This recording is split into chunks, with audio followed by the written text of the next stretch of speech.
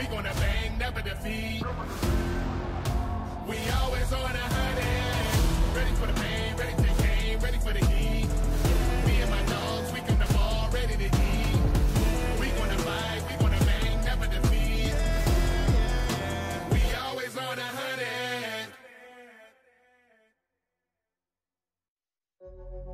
Yeah. Warrior. The mentality to never give up, never give in. To the death. For the life of me. Warrior.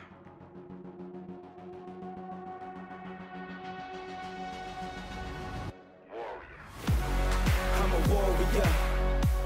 I go to war with ya.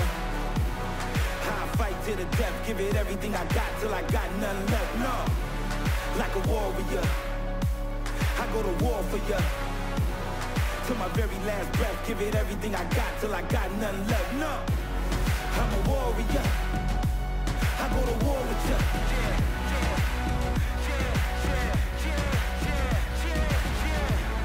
Like a warrior, I go to war for ya.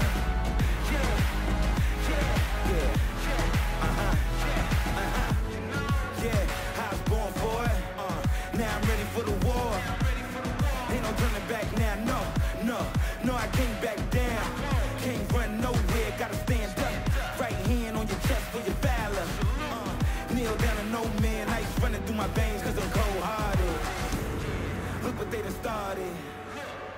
I'm sharp with my aim. The best in the game. On fire, hot like a flame. Wild like a beast. I can't be tamed. So stuck in my ways for the truth. I can't be changed. I'm a warrior. I go to war with ya.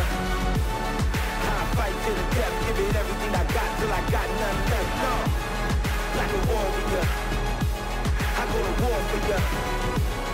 Till my very last breath, give it everything I got till I got nothing left. No, I was born for it.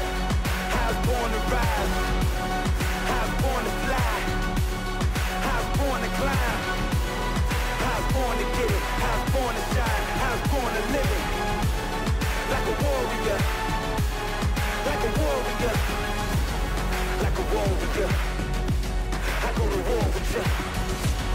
I fight to the death, give it everything I got till I got nothing left. No, I'm a warrior.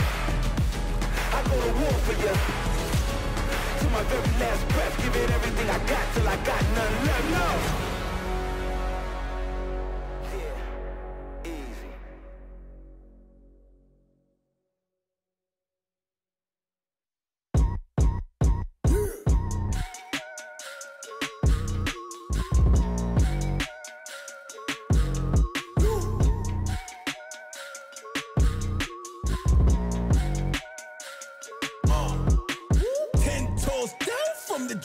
I'll admit, push and drop, have to drop till y'all know that I exist. And I'm gonna blow, and I'm gonna pop, y'all can't possibly depict. And I'm gonna probably take risks, and I'm gonna die before I quit. I gotta take action against stagnant, and they stopping it. Too many been passive, and they lost it. The rappers will move backwards, and they honest. Hacking the right back, and to make profit. And accurate, new acumen makes options. Meaning the accountant can be rounded when you call it a place. Everything I'm mounted in my cost. Moving with $2 in my pocket. Proving the pace you looking exhausted. Truth is Greg Newman, they can't copy. Do what I must do so they can't stop. Trying to keep cool while I keep talking. Do what I must do, switches up often. I pivot, meaning I'm a tactician when I'm in it. Circling the cul-de-sac, I'm drifting. And I got all night down to fishing. Meaning I'm different. Meaning when they talk, they pay attention. Meaning they gon' pay for every cent. And I'm going 2 commas, 2 pesos. And I'm going worldwide when they all mention. Black boy with a book dream and a lesson. A black man with a sharp mind is a weapon. Yeah. 10 toes down from the jump. I'll admit, push and drop, have to drop till y'all know that I exist. And I'm gonna blow, and I'm gonna pop. Y'all can't possibly depict. And I'm gonna probably take risks. And I'm gonna die before I quit.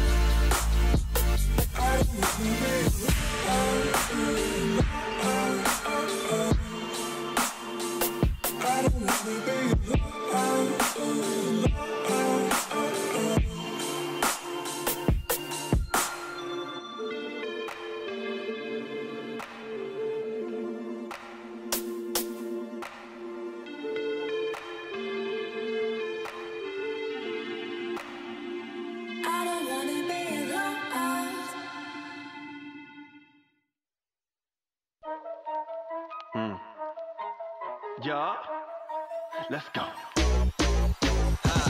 We hit the ball, ain't no delay. Signature moves in every play. This ain't a game, we paved the way. Hardware on full display. Know that we aiming for victory. Going way up in our energy. Seeing the view, plenty to prove. Make it our move, no secrecy. Yeah, and they don't got a clue. It's no secret. Take a peek at how we do. Check the paper. We the news. Hit a whistle, then bring the boom. Check the signature. Name matched in the Hall of Fame. Big time finisher. Breaking barriers the whole game. They thinking they can stop us. Seeing us, we the problem. It's in our DNA. That's our signature. Check that, check that, check that signature. Big time, all time, big time signature.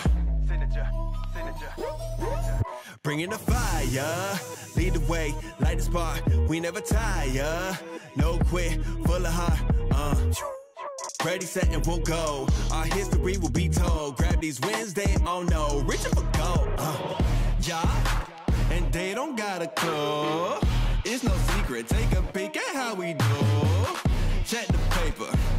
We the news. Hit a whistle, then bring the boom. Check the signature. Name matched in the Hall of Fame. Big time finisher.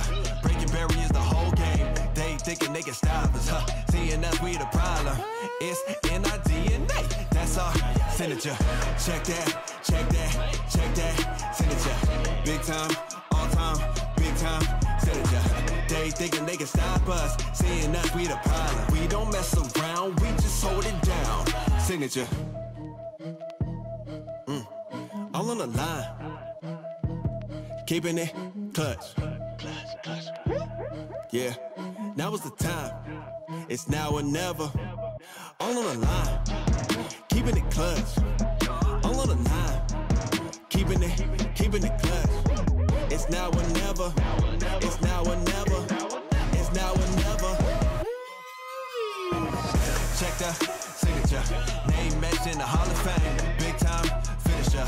Breaking barriers the whole game. They thinking they can stop us, huh? Seeing us, we the problem. It's in our DNA. That's our signature. Check that, check that, check that signature. Big time, all time, big time signature. They thinking they can stop us. Seeing us, we the problem. We don't mess around, we just hold it down. Signature.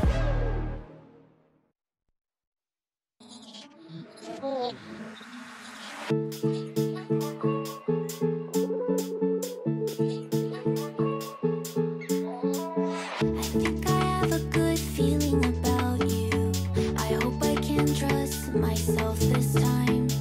I'm breathing, holding, only for you. I'm dancing in your arms tonight. I thought I'd wait for all my life. I'm rising through the days of the end. So take my hand, and run away with me.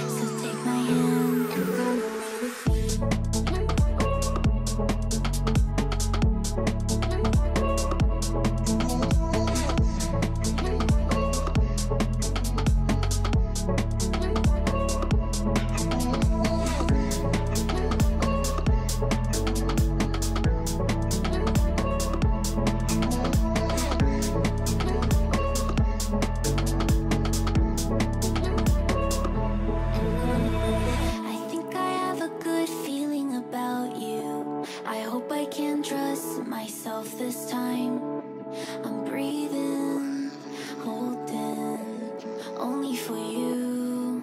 I'm dancing in your arms tonight. I thought I'd wait for all my life. I'm rising through the days of the end. So take my hand, and run away with me.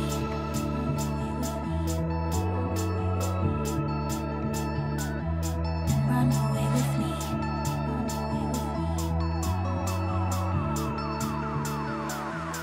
Run away with me. Run away with me.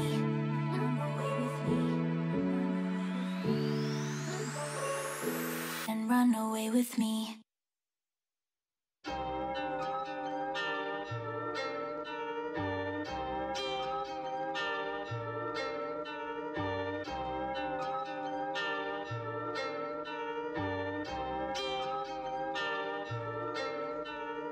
I can't keep up.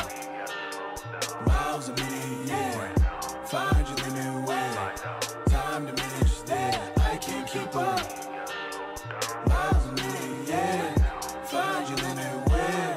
Time diminish a minute. Don't trip. I'm looking at a massive risk.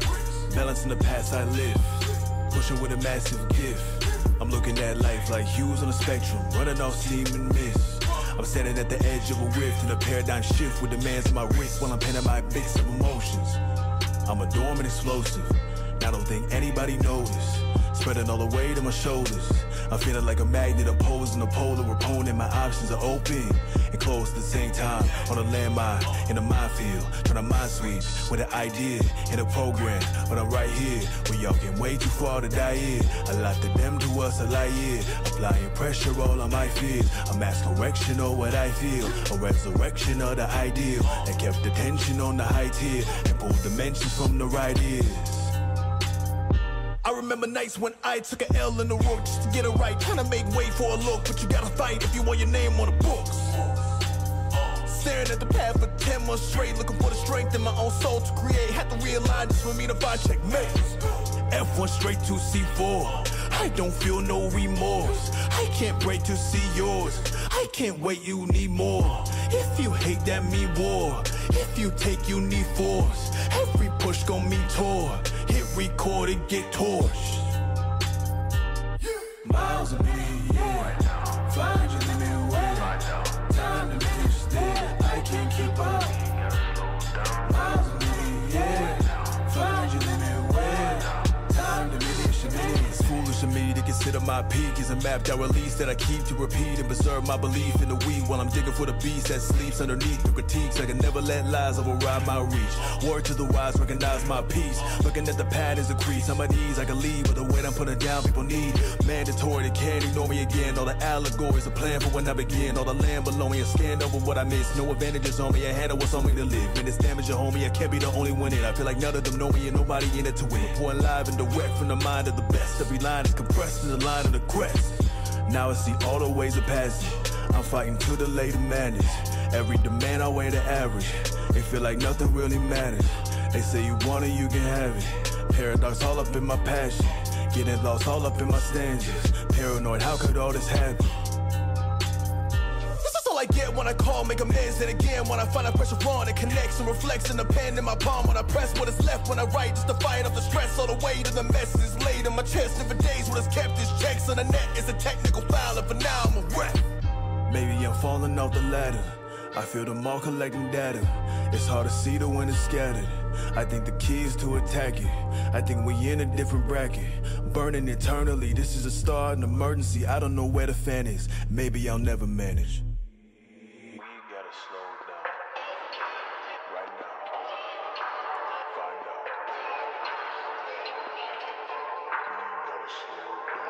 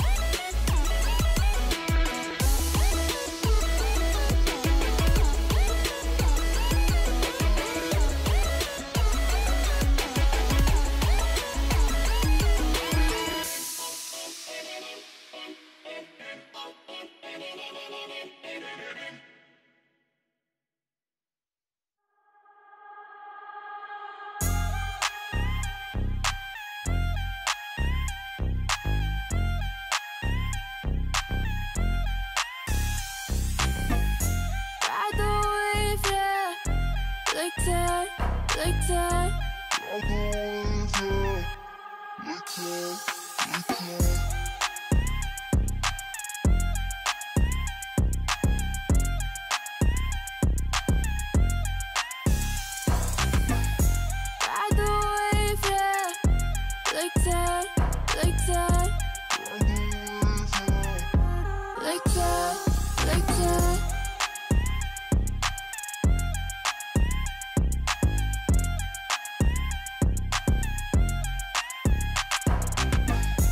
Ride the wave, yeah, like that, like that,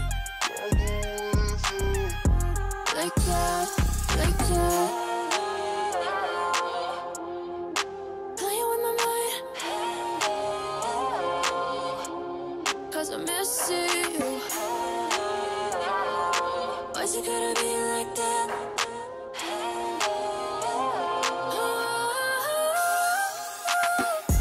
Ride the wave, yeah, like that, like that.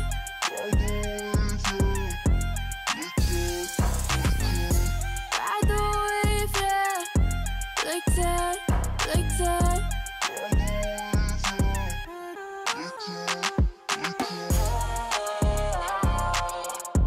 Like that, like that.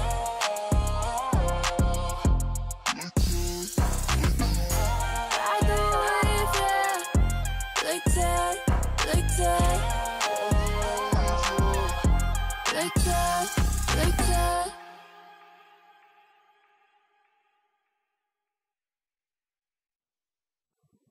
Yeah. Hey. Yeah. Yeah. Hey. Yeah. Hey. Yeah. Yeah. Hey. Yeah. Hey. Yeah. At first you made me feel very safe, but then I realized one took and one gave. Hey. At first you had a healing power, but then your face changed hour by hour. Yeah. Yeah. Hey. Yeah. Hey. Yeah. Yeah. Hey. Yeah. Hey. Yeah. At first you made me feel very safe, but then I realized one took and one gave. Hey. Yeah. At first a hypnotizing smile, Hey. but then I forgot all Yeah. about you for a while.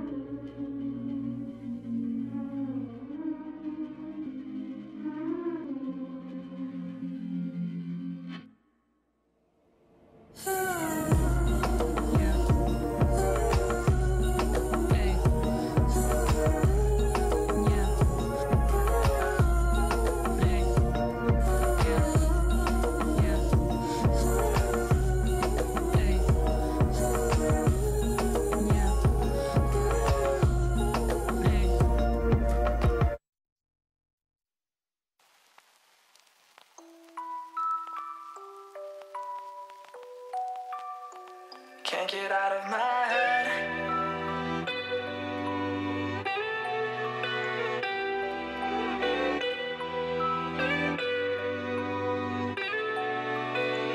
Can't get out of my head. Can't get out of my head. Can't get out of my head. Can't get out of my head. Get out of my head. Can't get out of my head. Can't get out of my head.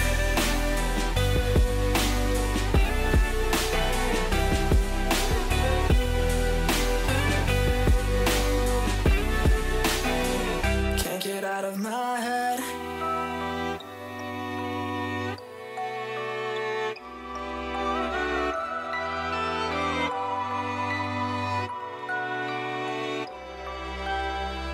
What's going on in my head? I can't see clearly. I've tried to breathe like you said, but can't calm down. And now my thoughts take a run. My mind feels weary. I try to feel what is real, but can't slow down.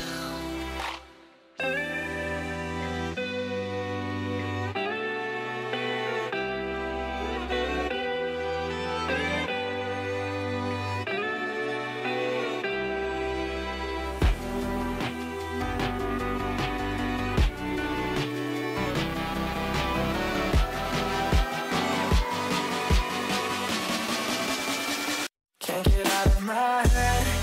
Can't get out of my head. Get out of my head. Can't get out of my head.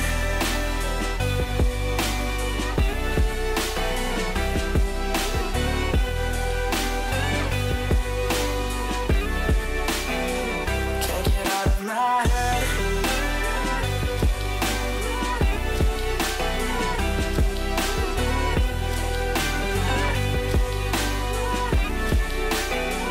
Can't get out of my head.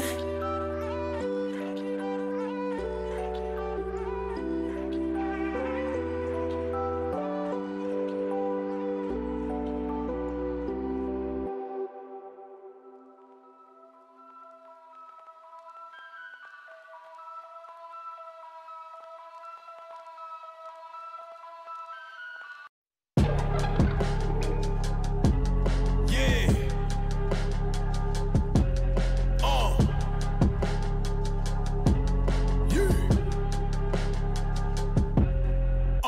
I got my hand over the button. I may set the whole game ablaze if I touch it. I ain't stopping to drop it, roll on them. I ain't saying nothing. I guess nothing. I can feel the heat waves while I hover. I'm above them. When I feel the pressure start to build, I try to redefine what I find real. I try to redesign all my ideals. I'm feeling like a diamond worth a mil. White lie, doubling down on my fears. I write. When I live now, can reveal my light, bringing my sound to a newfound height. When I look around, it surrounds my life, and the whole process automated. We had to augment all the basics. We here to revise all your statements. Indeed, now to refine all your payments. I've been accredited beyond paper. The new baseline is beyond labor. They got no leverage and too unstable. I'm ahead of my time and I'll debate it. This is called a heat check. I predated. I just raised it for years. See y'all later. Unrelated reflex y'all created. 93 degrees set on the pavement. All the heat is direct beyond breaking. Head and neck and knees sweat. All related. On and off the stage domination. And if you don't want it, you're not going to take it. I got my hand over the button. I may set the whole game ablaze if I touch it. I ain't stopping to drop it, roll on them. I ain't saying nothing. I guess nothing. I can feel the heat waves while I hover. I'm above them. I got my hand over the button. I may set the whole game ablaze if I touch it. I ain't stopping to drop it, roll on them. I ain't saying nothing. I guess nothing. I can feel the heat waves while I hover. I'm above them. Looking right through my POV. They own when I copy to cut the key. They be on obnoxious and what I see. The people need options. I'm here all week. Movements I'm making, I'm beyond free. Fruits of my labor are beyond sweet. Where they gonna take it is be on me. I feel gravity on me increase. This is cold till the middle of July. Walking home, not paying no mind. Nothing but pain when you look in my eyes. There in a day when you might not fry, duck down. Waiting for the moon to arrive, not now. Had a whip AC broke, I'm a bounce. I count too many days I found. My tolerance is bottoming out. Learning lessons I could read it, they won't get it. If you don't adapt and see yourself omitted. I'm too busy manifesting dreams until I live it. I'ma make them feel the heat, that's my incentive. Press it. I got my hand over the button. I may set the whole game ablaze if I touch it. I ain't stopping to drop it, roll on them. I ain't saying nothing. I guess nothing. I can feel the heat waves while I hover. I'm above them. I got my hand over the button. I may set the whole game ablaze if I touch it. I ain't stopping to drop it, roll on them. I ain't saying nothing. I guess nothing. I can feel the heat waves while I hover. I'm above them.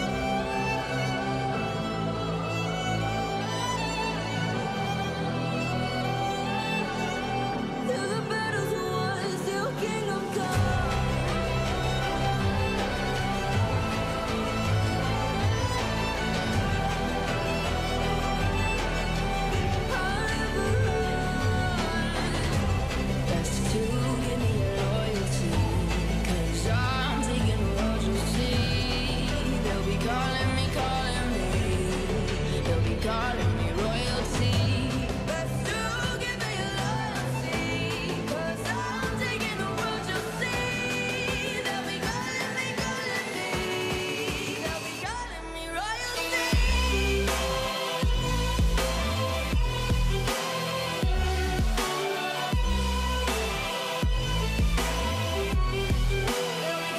me royalty.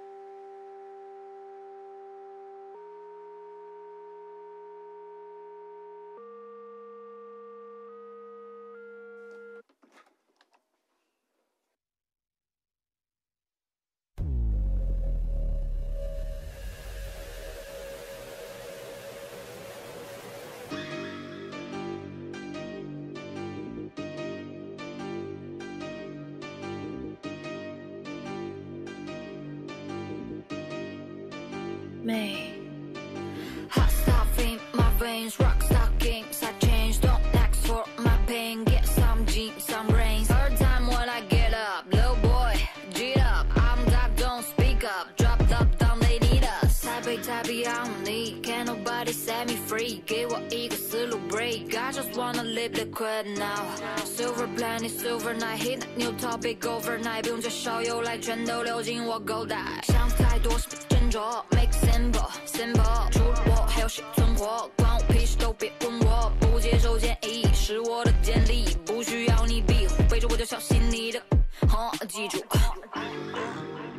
Basta, pack it up. Basta, pack it up. Basta, pack it up.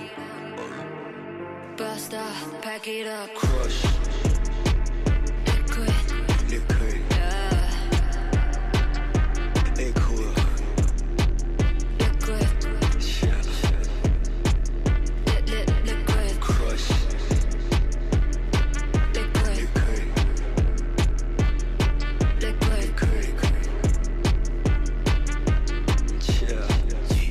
Basta, pack it up. Cookie 搁着假心的流力泡，在你嘴唇那吐一个泡泡。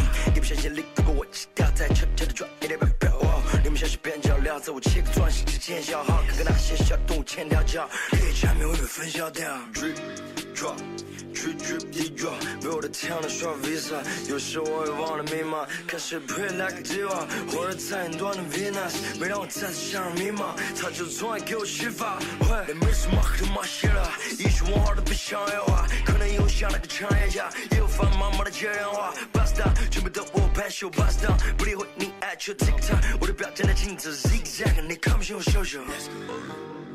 Basta, pack it up. Basta, pack it up. Basta, pack it up. Basta, pack it up. Crush, Liquid, liquid, yeah. liquid, Liquid, yeah. liquid, Crush, liquid, liquid, liquid. yeah. Basta, pack it up.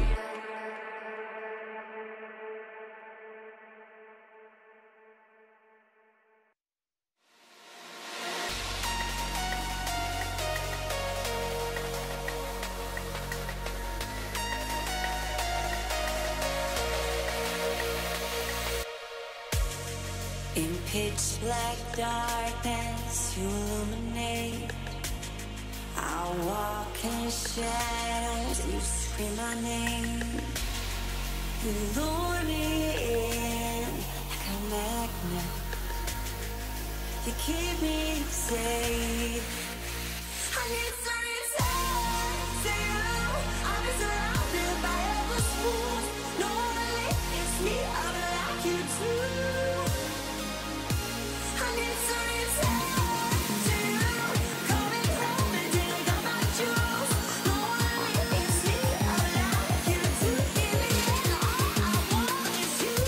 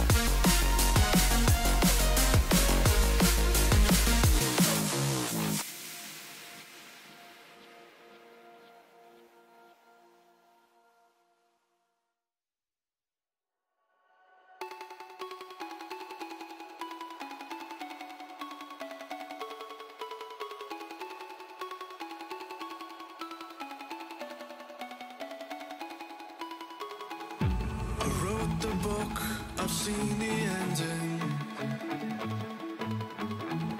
The flames, they dance across the sky. Whoa, oh, oh, oh. But here I'm stuck in time, pretending. A prisoner of reasons why.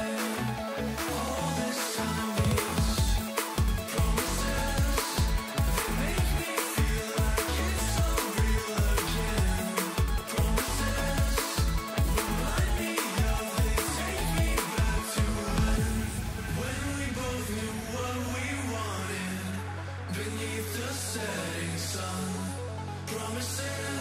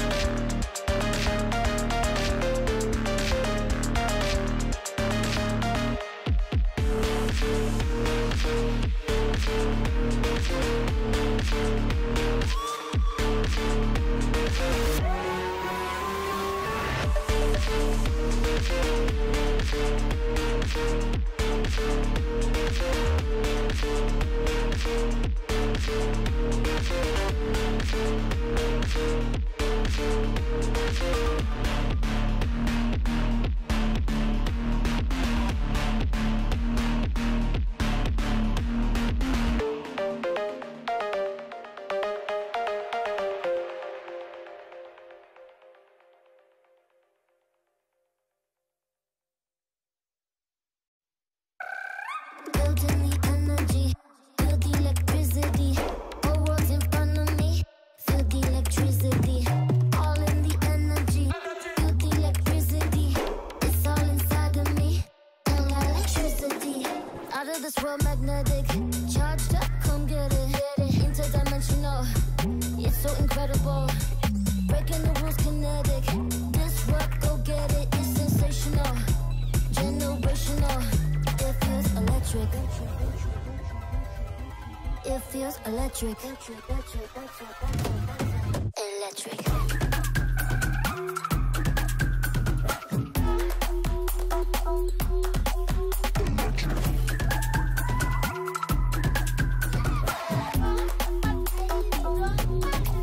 Electric. All in the energy, feel the electricity. It's all inside of me, and electricity. I won't stop now, I said it. Aim for the clouds, yeah, get it, powerful, unstoppable. You better get them colors, get them right. Yeah, you better get in line. Dramatic, so dramatic. It feels electric. It feels electric. Electric.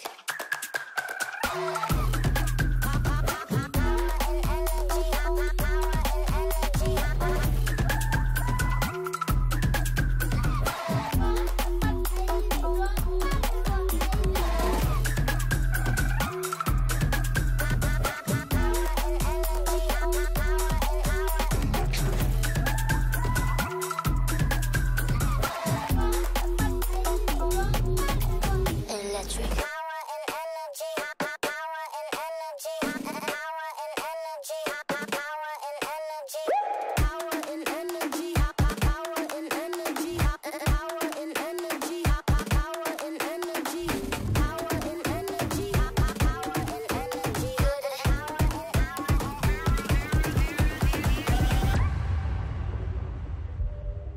It feels electric. Electric. Feel the energy, feel the electricity. Whole world's in front of me, feel the electricity.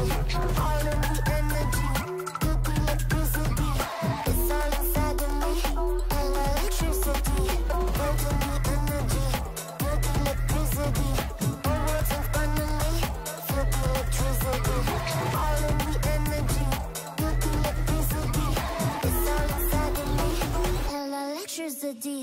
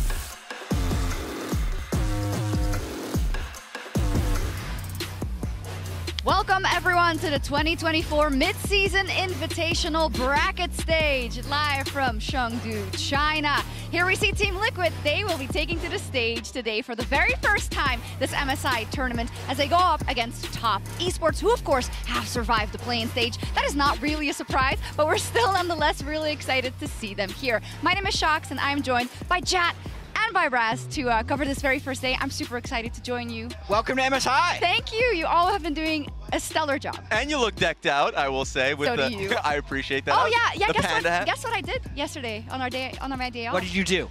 Guess. Something to do with pandas. Yes. What did you do? I rested. Yeah, that was a good idea because we stepped A bit up. lazy, I'm a huh? rester. A bit lazy. I'm a rester. Unfortunate. Resting like Team Liquid, just awaiting this tired top esports who had to grind their way through the play-in. Practice top esports. Practice. We'll see if that's the case. Let's take a look at the bracket. Of course, the draw was completed at the end of the last stage. How do we feel overall about how it played out? Feel excited about it, specifically on the bottom side of the bracket. We get to see like G2 go up against T1 in an international stage. We've seen that constantly, but that's a tough one for PSG. I think no matter what side of the bracket they were going to be in, it was going to be rough. But just as a reminder for people out there, if you win MSI, you are guaranteed a spot at Worlds. So like a lot of stakes are on the line for the teams here today. Yeah, also I did the service of filling out a bracket based on a really complicated algorithm. I used AI and advanced mathematics to make this work. If anyone could figure out the really complex formula I used, please tweet me. But this has Genji actually winning the whole thing. I don't agree with it. It's NA beating EU, isn't it?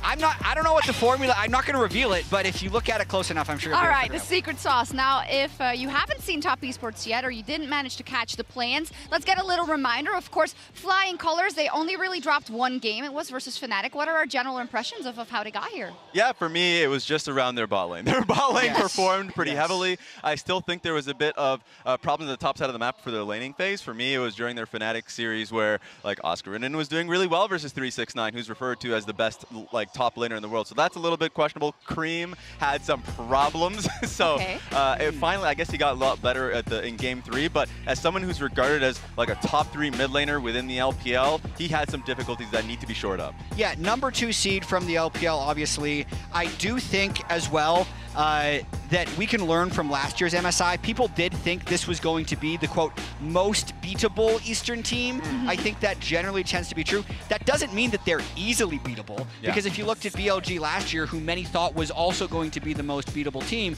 they ended up making it all the way to the finals. So I think both those things are possible here for TES. Yeah, if you're the 4th best Asian team at the tournament, you're still much better You're than still all the rest. probably the 4th best team in the tournament. At least, but we'll see. Speaking about 4th, let's talk about Team Liquid. It will be the very first time that we see the LCS champion here. We haven't seen them in a long time, Jat. What do people have to know about this Team Liquid? It's been a while. I would say people need to realize that this is a team that is used to being underestimated. Going into the spring split, few people had them as even a top 3 team in North America. Going into the last week of the regular season, they needed to win some games to even make top 6 for playoffs. But then they went on a ridiculous run in playoffs. I'd say the growth from the start of the split to the finals was more growth than any team in the entire LCS. They actually became a very aggressive, proactive team when they started the split as an incredibly passive and slow team. Yeah, and they have some personality, as you already saw on your screen just earlier. Yappa, that man gets in the people's head right there. Not only was he like constantly just, especially versus Jensen, like basically talking a lot, but he was also just performing. So just for you people out there, if you are a fan of either teams, you got some emotes ready for you. Yeah, Impact, Giga Chad, Yappa, and General Umti is all available. We hope we will need them today, or you can use them ironically too. For sure, and for those of you, I'm sure a lot of the people listening to this know the story of Yappa, but it was just so fun to watch it develop, because originally a lot of people thought it was really annoying.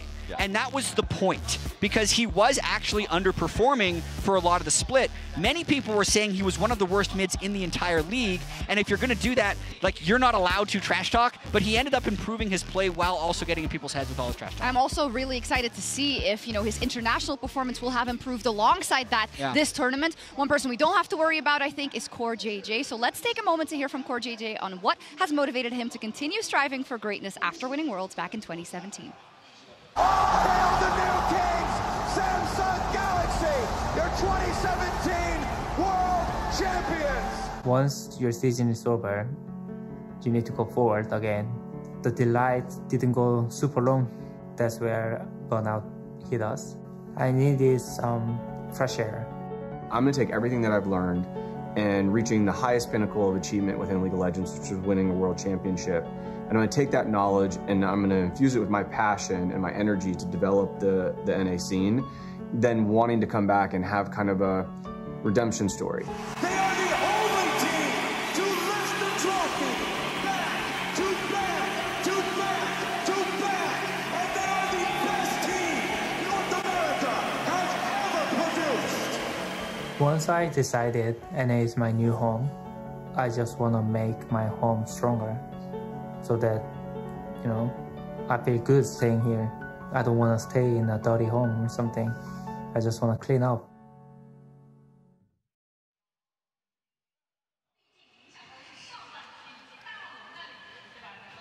Yeah, everybody should check that out over on the Team Liquid League of Legends YouTube channel. But I would also say CoreJJ, even as an import, has possibly done more, I'm not going to say definitively more, but than any other player in North America to develop the scene. He's so committed in playing with academy players and organizing in-houses year over year. I mean, he was also so involved in scouting Yon in the first place, playing duo queue before the scouting grounds draft to see which AD carry that the academy team was going to bring on. So he's really put in the work in North America. Definitely so. I think for the top lane, the same thing goes, right? I've done so much for the region and for Team Liquid. But speaking about CoreJJ, this is also our Mercedes-Benz featured matchup for the day. In the bot lane, CoreJJ versus Mako.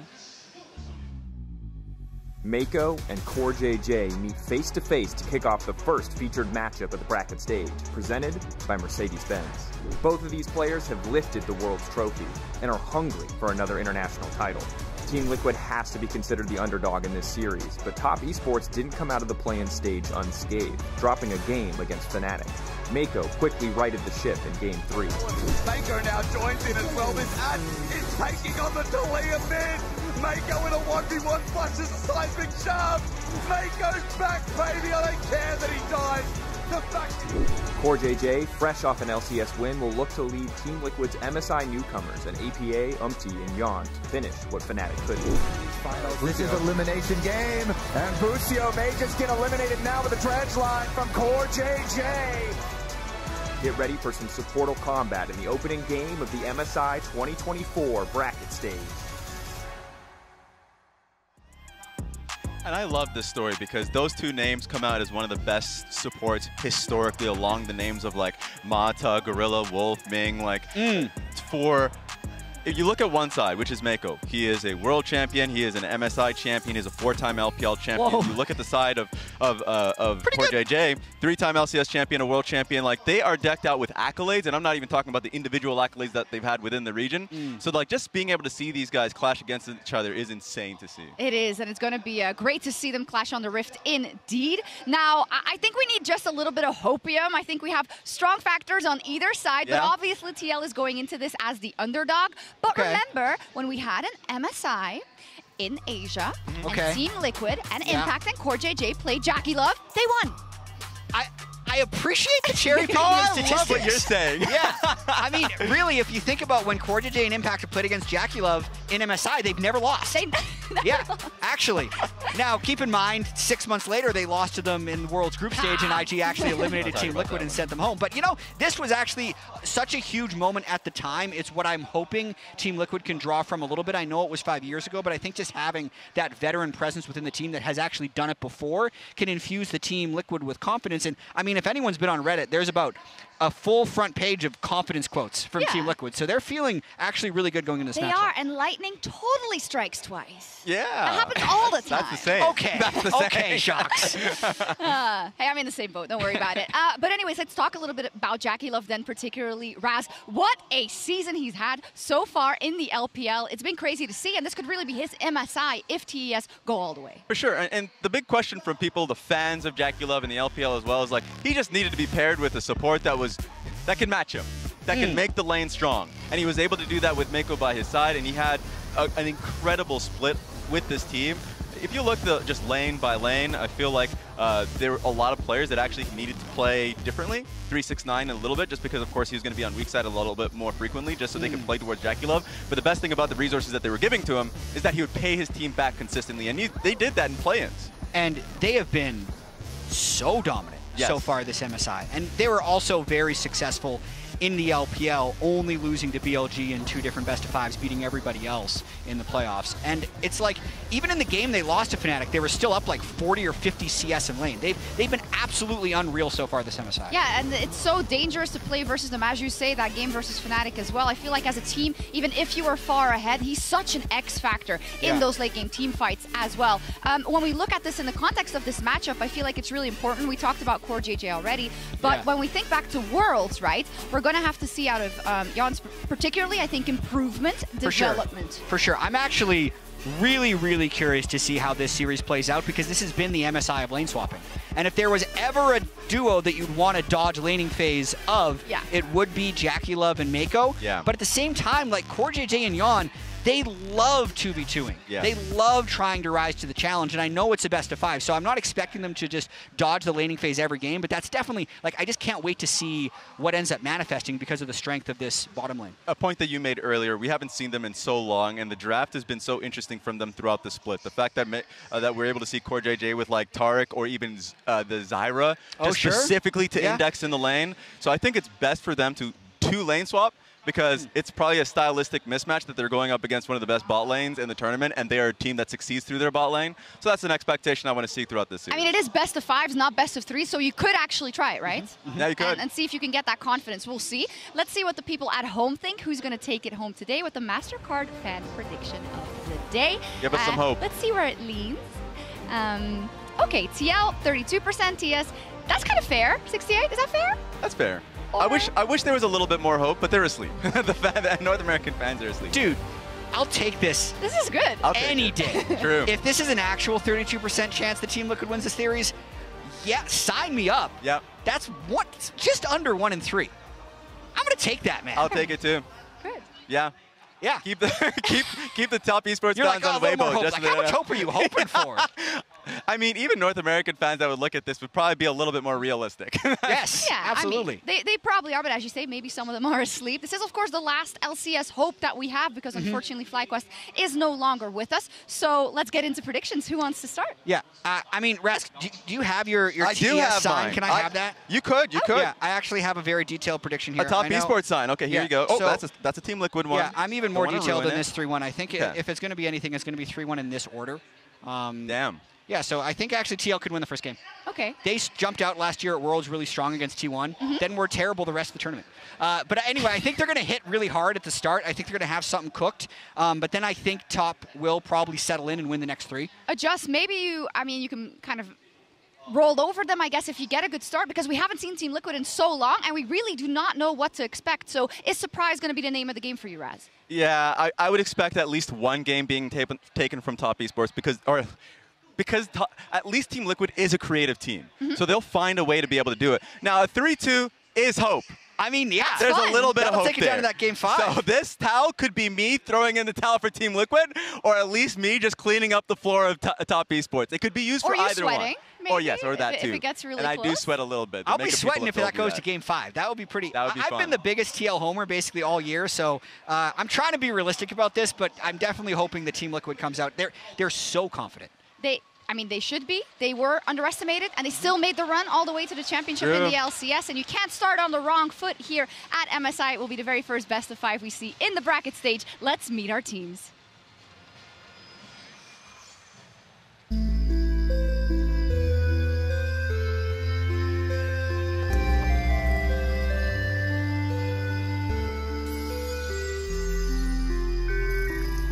青龙、白虎、朱雀、玄武，4大星宿导引太虚，象征4季万象，并世无双，一如将齐聚成都的4名挑战者。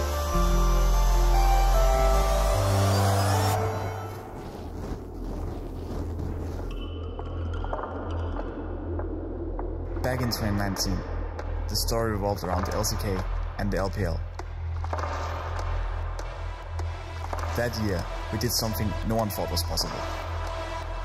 来自欧洲赛区的众王与朱雀何其相像，不灭的激情对照神区的烈火，多变的巧思对照斑斓的羽翼。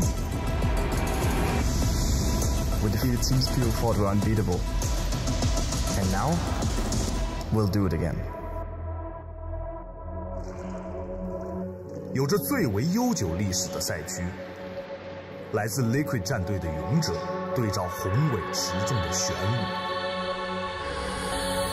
In 2019, we are so close to getting the MSI trophy, but we lost to G2.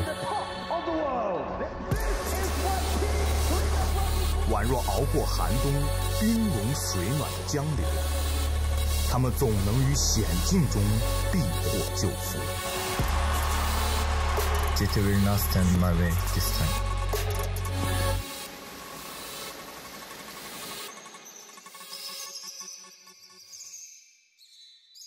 青龙于春日降下鸿运赐福。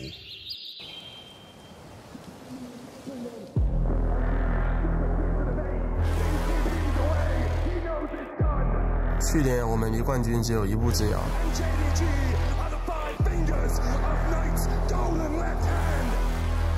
我绝不会让去年的遗憾重现。龙之威仪凌驾万物，它即神力的象征。我觉得我们 BLG 今年变得比去年更强了。去年我赢下了 MSI， 今年我会再次赢下。龙年已至。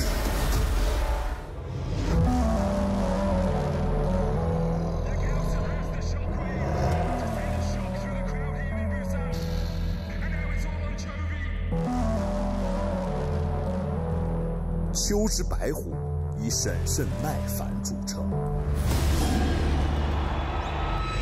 力量与狡黠并存，使其加冕众兽之王。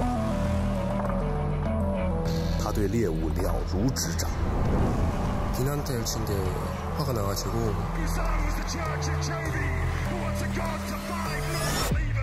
중국에서 진다는 게 어떤 기분인지 알려주려고 하겠습니다.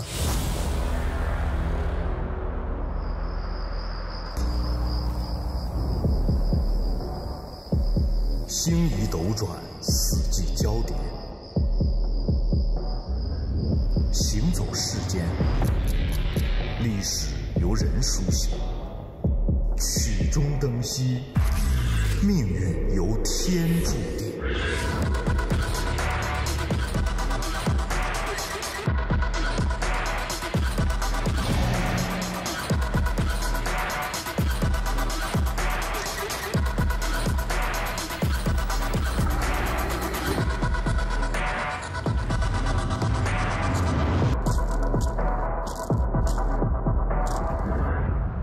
Everyone's talking about the LCK and the LPL.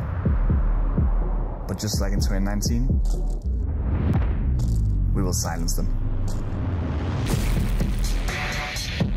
This is my chance for leadership. 봄은 우리 것입니다.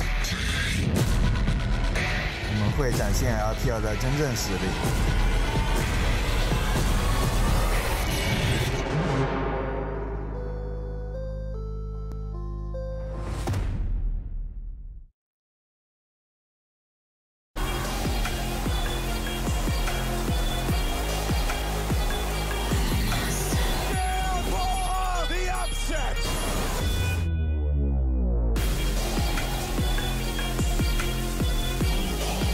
Hell's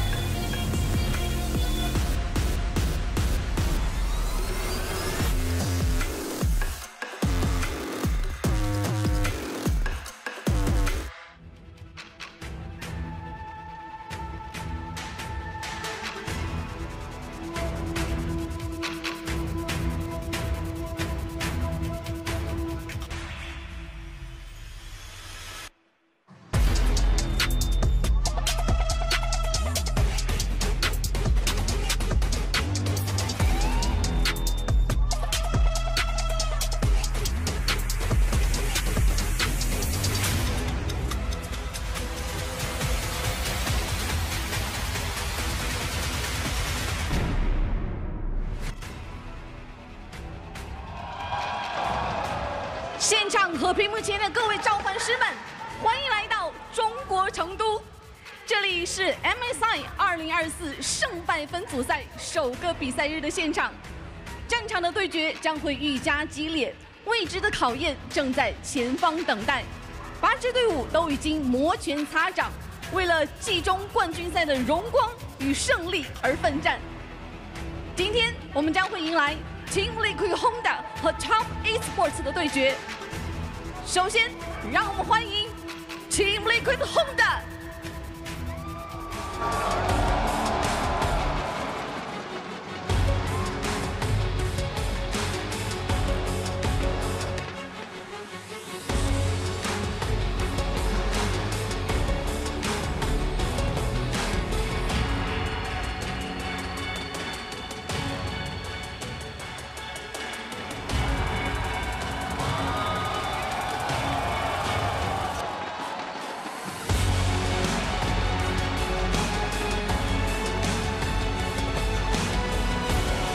接下来，让我们欢迎 Top Esports。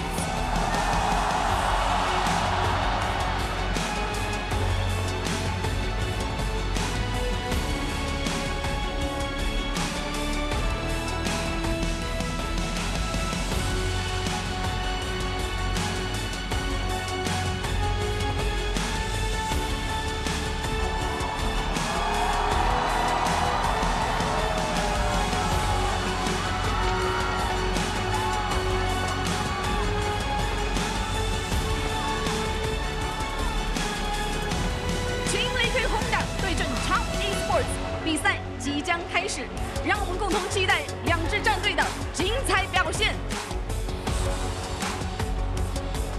To the first best of 5 of the MSI 2024 bracket stage, Team Liquid versus Top Esports. I'm Dracos, joined by Dagda and Kobe, and I can't imagine a better way to kick things off.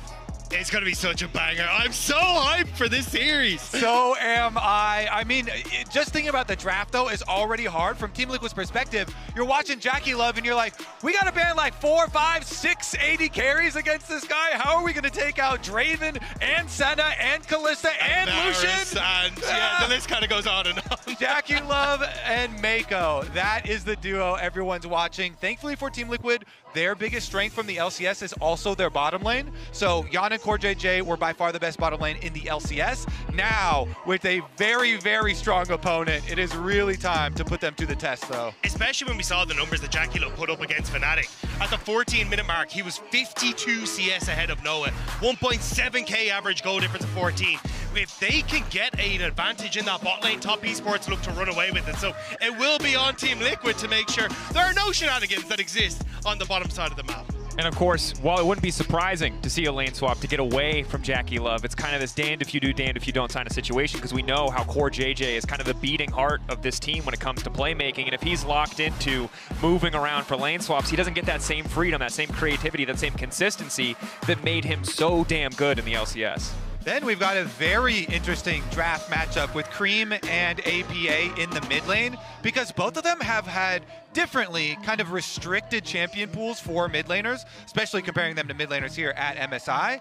So it'll be very interesting seeing Talia here as #1 priority from TES to take away from APA. Of course, everybody knows of his Ziggs as well as his Aurelion Soul, but he also indexed very heavily into Talia and Tristana.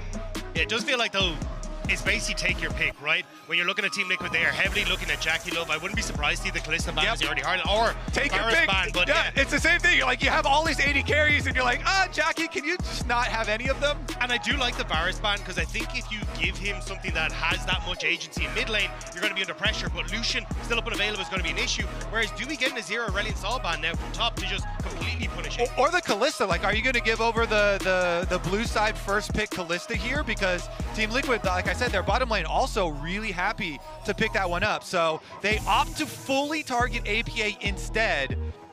Now it's probably going to be the Kalista. And I got to say, we talked about this before the series, right? I didn't think this was the approach that they're going to take, but they have opted to triple ban the 3 champions that APA is known for. They can't take away his ability to all chat. I expect an Azir now, because you banned away the Aurelion Soul, and that is APA's best answer into an Azir. And Cream's Azir was quite good. Yeah, and I think you take the Lucian as well, take the Azir. You set yourself up. It's kind of been the Ahri Azir game for Cream over the course of playoffs specifically, so I think you're going to be relatively happy, but they're actually just going to lock in the bottom lane. So maybe they are saying, hey, look, Cream, when you think back to what has been his traditional champion pool, looking back to OMG, it was a lot of these assassins, the Akalis, the Solaces, these kind of things. Maybe they say, look, you take the Azir, we could just go the Akali on the opposite side, and Cream feels way more comfortable on these picks, especially when he didn't have the best performances against the Fnatic the other day. Certainly the case, and I think that's a big question for Cream, not just in the context of this series, but in the context of the tournament, is what is his champion pool going to look like? We got some indication, but that is going to be the Tristana locked in. Mid lane is the assumption. I think 100%. If you're locking that in with Kalista, I don't think we're going to see the solo lane Kalistas, but there have been days. No, but it's definitely going to be APA. So you expect like the AP jungle to come out with it before the bans come in. If you get a Tristana and you don't get like Maokai with it, it can become rough. Is it an Ashe though? Do you just go, hey, look, we want to try and hyper go in onto the bottom side, but no, they're actually going to take the Maokai. But I think there is still options here for you to go for an Ashe and just say, hey, if we want to go for these aggressive 2v2s, we end up winning out level 1 to 3, we can get a ton of control there, get a quick back in, and try and just fight JackeyLove and Mako at their own game. What is the final pick going to be here for the side of TES? Obviously, you have the Maokai, not the strongest early game jungler. We have seen it in support, not my favorite position for it to play. Still mostly going to be in the jungle, but offers a lot of team fight utility, a lot of support. And here now, Cream, known for this. Obviously, assassins are what we want to see him playing, but in this meta, the way one of the picks that he has been quite successful on. Yeah, this has been like his best control mage, in my opinion. The 7-1 record here for Cream on the Hui. It does have some pretty nice AoE scaling for your team fights. So we will see. I mean, their mid game's already looking pretty scary, obviously, with the Lucian Nami. Yeah, I think for the way, though, I want a champion that has setup for her. So I wouldn't be surprised to see them try and prioritize something like a Vi that has snuck its way through this entire draft, be banned away here by Team Liquid to make sure that, one, TN doesn't have something that's a bit more comfortable for him, but two, gives that setup for the Hui. Because with the Nautilus and a Vi gone, the guaranteed point-and-click setup that Hui likes for these long-range QWs is kind of taken off the board. Interesting now as we enter the second ban phase that it's not the Vi that's taken away, it's the Viego. TN, of course, has had some solid performances on it with this much upfront damage from a combo like Lucian and Nami. You know, it'd be pretty easy in the mid game to get those resets, but the Ashe taken away, not necessarily the, you know, definitely a powerful bot lane duo. So giving that respect over to Core JJ, especially by banning it away. All right, further focus on TN jungle pool here. Dagda, you mentioned a couple of the options there if they do ban out the Vi, which I assume they will. I mean, Vi has been so high priority as far as your single target lockdown. They're gonna ban the Xin instead for the dueling power though. Okay, Sejuani, if it is the lock-in, we assume we're going to get a melee pairing on the top side. Otherwise, there's no synergy on the side of TES with this Sejuani passive. Yeah, I know a lot of teams don't like the buy into the Maokai, but I think in this sort of situation, you're relatively okay just because it gives you that setup for point-and-click from the Hui, the setup for the Lucian as well. But they instead said to go for the Sejuani and just say, look, we want a frontline tank that can absorb. The ultimate's going to come through from the Maokai. You've got a lot of damage dealers that can follow up very quickly on TL's side. And it feels like TL, they're just setting up wonderfully for this big team fighting composition that can spike so well off of 1 to 2 items with the champions that they picked up. All right, the swap away from the Rel into the Renata here to give them a little bit of counter engage possibilities as well. Now they have Renata ultimate very wide, as well as the Maokai ultimate. So if they pull it all together here for Impact, he has to blind knowing that enemy has a Sejuani, so all those melee matchups are kind of scary. Do you take the Ornn? I feel like you still want like setup here and engage, because yes, you've got the Maokai and the Renata, but realistically you're outranged on top Esports side and you don't really have something that can be that guaranteed setup unless you're going to just send the Renata in with the Kalista ultimate. So I would have liked to see an Ornn instead of the K'Sante to try and set up for that, because I think top Esports, they're going to be relatively happy with just playing at range with what they have available to them right now. I think the concern is if they do walk in something on the top side of melee champion, that combo of course notoriously lethal. Don't want to fall too far behind against 369 Impact, an absolute rock on the top side of the map, but no reason to give away advantages. The Urgot will be the option, so zero synergy for the Sejuani, but obviously still an incredibly valuable tank pick. Also one of the picks that 369 brought out at the forefront in the playoffs to try and answer to the Rek'Sai, and now we're starting to see it creep up more and more, so definitely a comfort pick for him, and now we're going to see it go up against Impact, so it feels like at least you got lanes that are going to be looking to push in, try and get advantages for top Esports, and then look to set up on objectives ahead of TL so they can use that range advantage. And Urgot both has nice scaling, and the matchup into the K'Sante has gotten better and better with the K'Sante nerfs that have come and the Urgot buffs that have come, so Feels pretty confident there. All right. Our first day of the group stage. Are you fellas ready? This is an exciting one. I'm ready. Is your heart ready, Kobe? That's my question. There's a lot at stake here for North America. We haven't seen Team Liquid play in over a month because it's been so long since the finals. So definitely excited to see what they look like. Of course, they went over to Korea for a boot camp first before coming here to Chengdu for MSI as well. So a lot of preparation has gone into this. And they do have the extra footage of the early top esports games that they played versus Fnatic. We'll see what they can do with it. We'll have to keep track. Top esports, the more variable of the two LPL representatives. We've seen high highs, we've seen low lows, dropping a game to Fnatic, of course, in the play-in stage a bit unexpectedly. See what level they're going to bring out today. But I think bot lane is going to be the story today, assuming we get standard lanes. We'll keep an eye on the potential lane swaps coming in. Ready now to get into the game. First game of the series, Top Esports versus Team Liquid Honda. And it feels tense, boys. Correct me if I'm wrong, but I'm nervous. Oh, is that what you're feeling? I feel nervous, and neither of my regions are playing, Kobe. A little bit of tension never hurt anyone.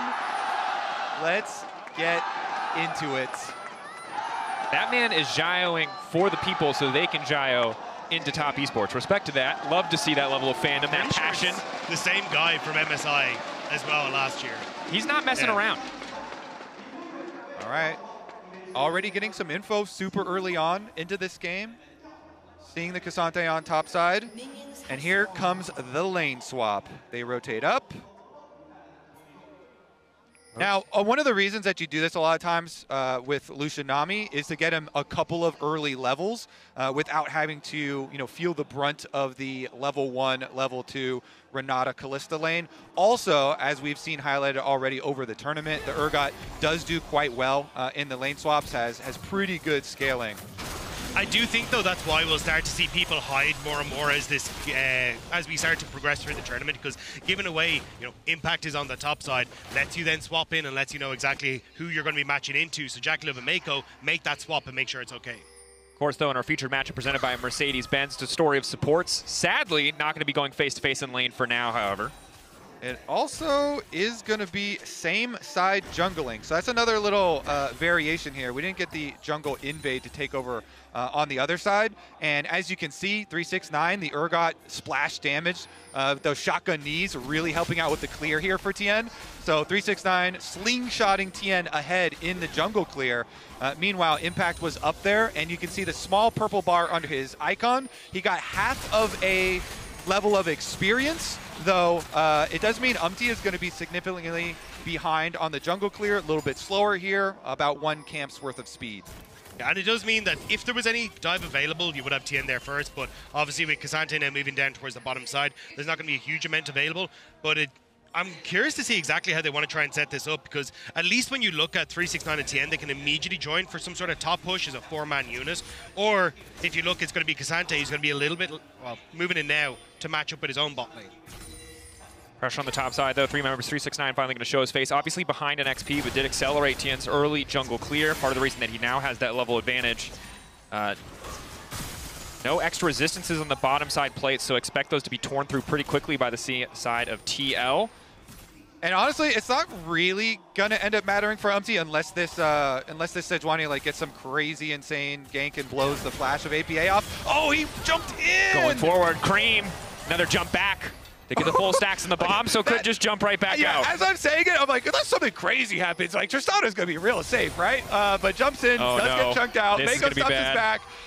So Umti actually is gonna get met on that bottom side Scuttle Crab. He's got his bottom lane though, so Tien with the steal here, steals away bottom Scuttle Crab from the opposite side of the map. The thing is, though, as soon as they see Umti on the bottom side, TN on the bottom side, they TP Impact to the top side because they're like, wait a second, I can't get dove. You're going to see 369 is up there as well. So it is going to be that lane swap that we saw from FlyQuest, which is get past the first couple of levels and then just try and meet the duo lane in that bottom side afterwards. That is so illegal, though. TN here just yoinks away bottom Scuttle Crab with the lane swap side on the other side because he got accelerated by 369 and got the gank through mid lane.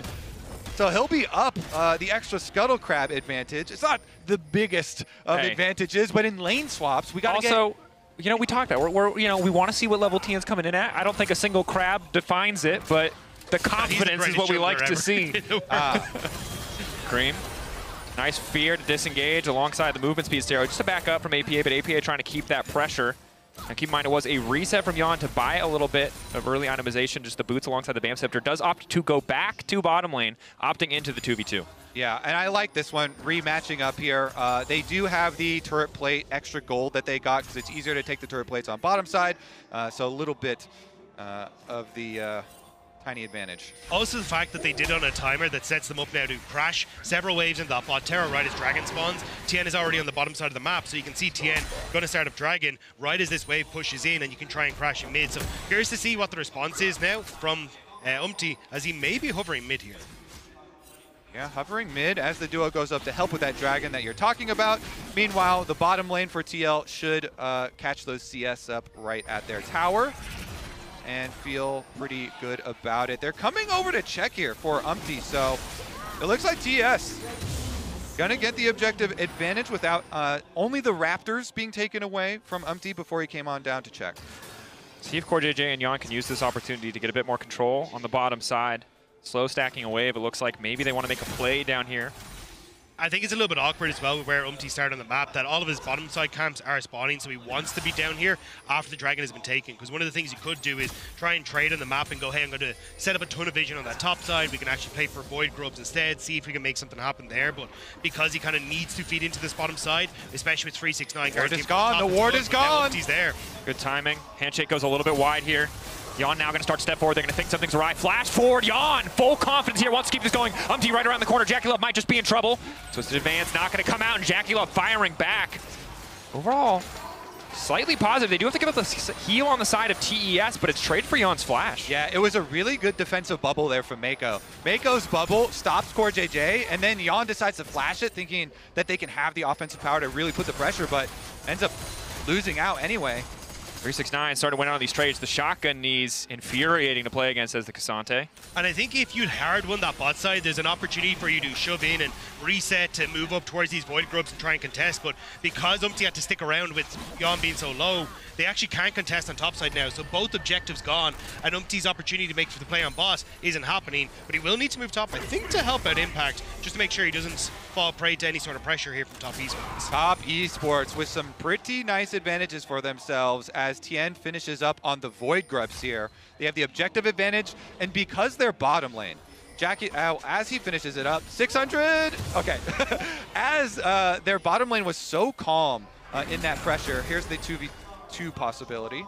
Bit of an awkward 2v2. Sejuani with the level 6, Impact with the level 6, split level differences, but Impact has ultimate crucially. Can now pull 369 back. CoreJJ get hit up by the Sejuani ultimate, that there's no immediate follow-up. 369 now in trouble to pull back. Clean thus far. Excellent handshake from CoreJJ. TL with first blood. And TL needed to make that happen. They dropped a wave on bot side to try and get Yon and CoreJJ up to this top end. So if they couldn't get Void Grubs and they couldn't get that play, it would have been a disaster. But picking up that kill, gifting it across to Impact is such a massive win for TL. Overall, a bit of a tricky early game, but the kill gives a little bit of hope back. Obviously, TES still with the 2 objectives, 3 grubs to their name, as well as the Drake. The kill, the extra gold, might allow Impact to make a few more plays here in the top lane. Jackie Love and Mako have reset to the top side of the map. Level advantage, body block coming in from CoreJJ, but they're just being shepherded into their own demise. No flash for Yon. Reset coming in. Can they get the kill? It's just not enough damage to Jackie Love. You know what he's good at, and it's these 2v2s, baby. Yeah, as Yon and CoreJJ are hiding in those brush, that's what I was thinking too, Jackie. I was like, what? They're level disadvantage here, hiding in the brush up in lane, and then Jackie hits the Q through the minions to get the early chunk on Yon, and then the ultimate as they're trying to get back to tower. Most of the bullets hitting, almost all of the bullets, so much damage there, and they just take out the bottom lane. Now Impact under some pressure as well. Needs to find a way out of this one. Tien taking his time on the dash forward. 2 stacks now locked up. Goes forward for the Arctic Assault. Easy pickings. Low health bar now means a kill on the bottom side as well. TES, total dominance. You can see the all chat. Confident words, but TES firing back with emotes, firing back with kills on both sides. They're feeling good. This is the TES people expected from people, to come in and go, we will run the early game, start to snowball that lead, and make sure they're able to play off the advantages that specifically Jackie Love's able to come in with. But 369 looking great now with Tien as well.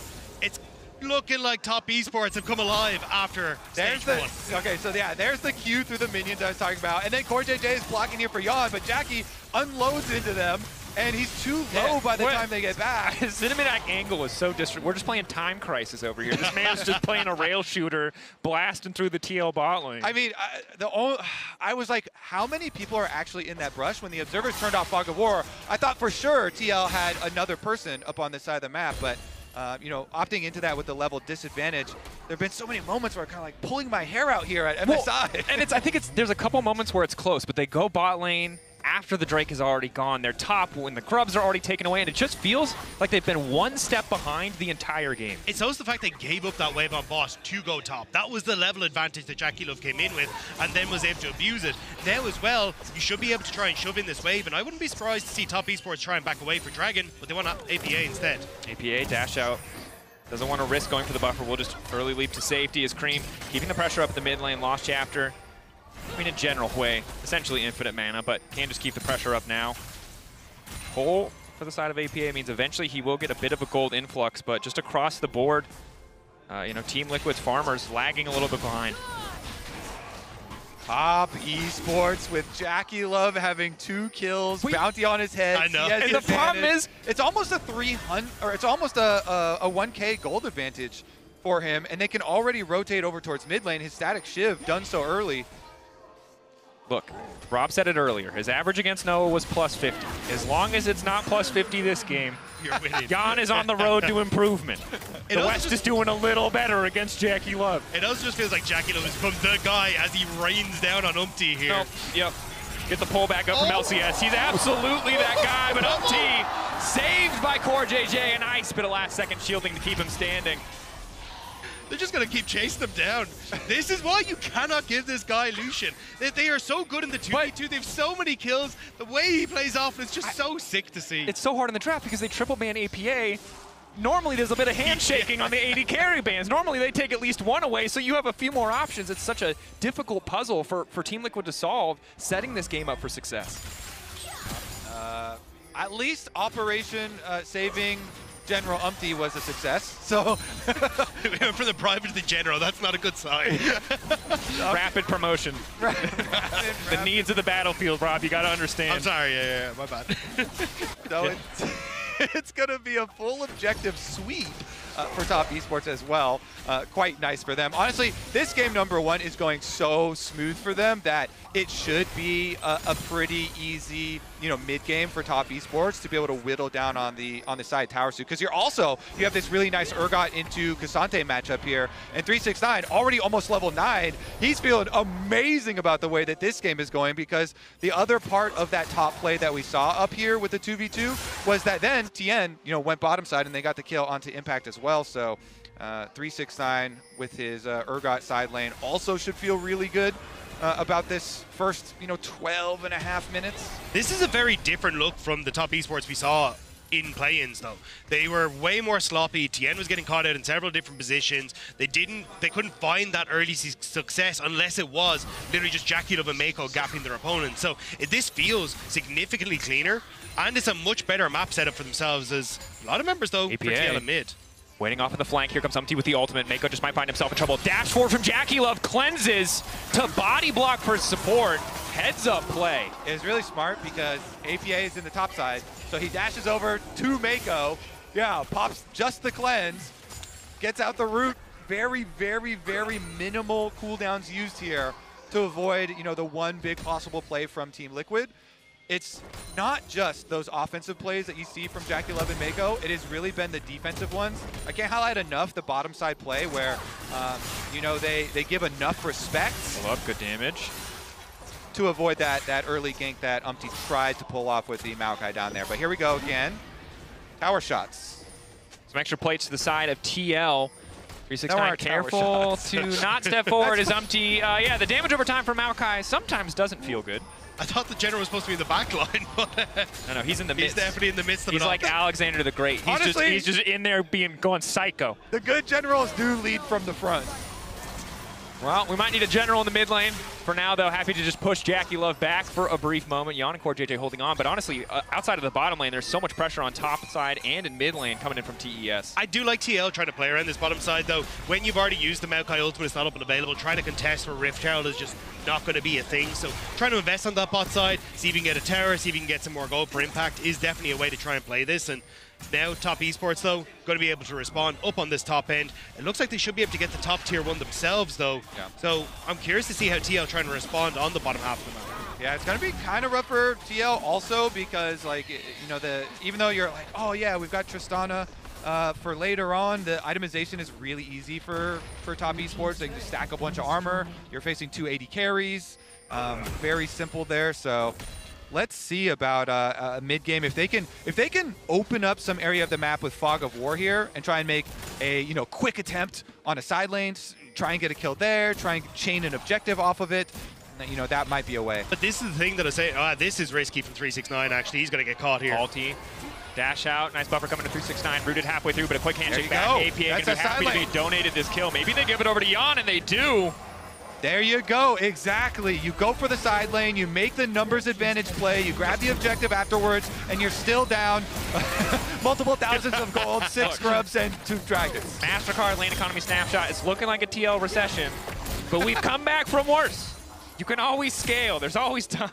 Yeah, I mean, look, you have to try and find these picks because I think if you go into team fights again, you just don't have the real setup for a long range. You have the long range engage with a Maokai, but it's very easy for Top Esports to respond. You need something that's a bit more creative. So a 369 kind of gifting that one to you. Very lazy reset from them. But when you come in towards Dragon now, this gives TL a lot of control in this area, and maybe they can look for something, but Umpty might be caught.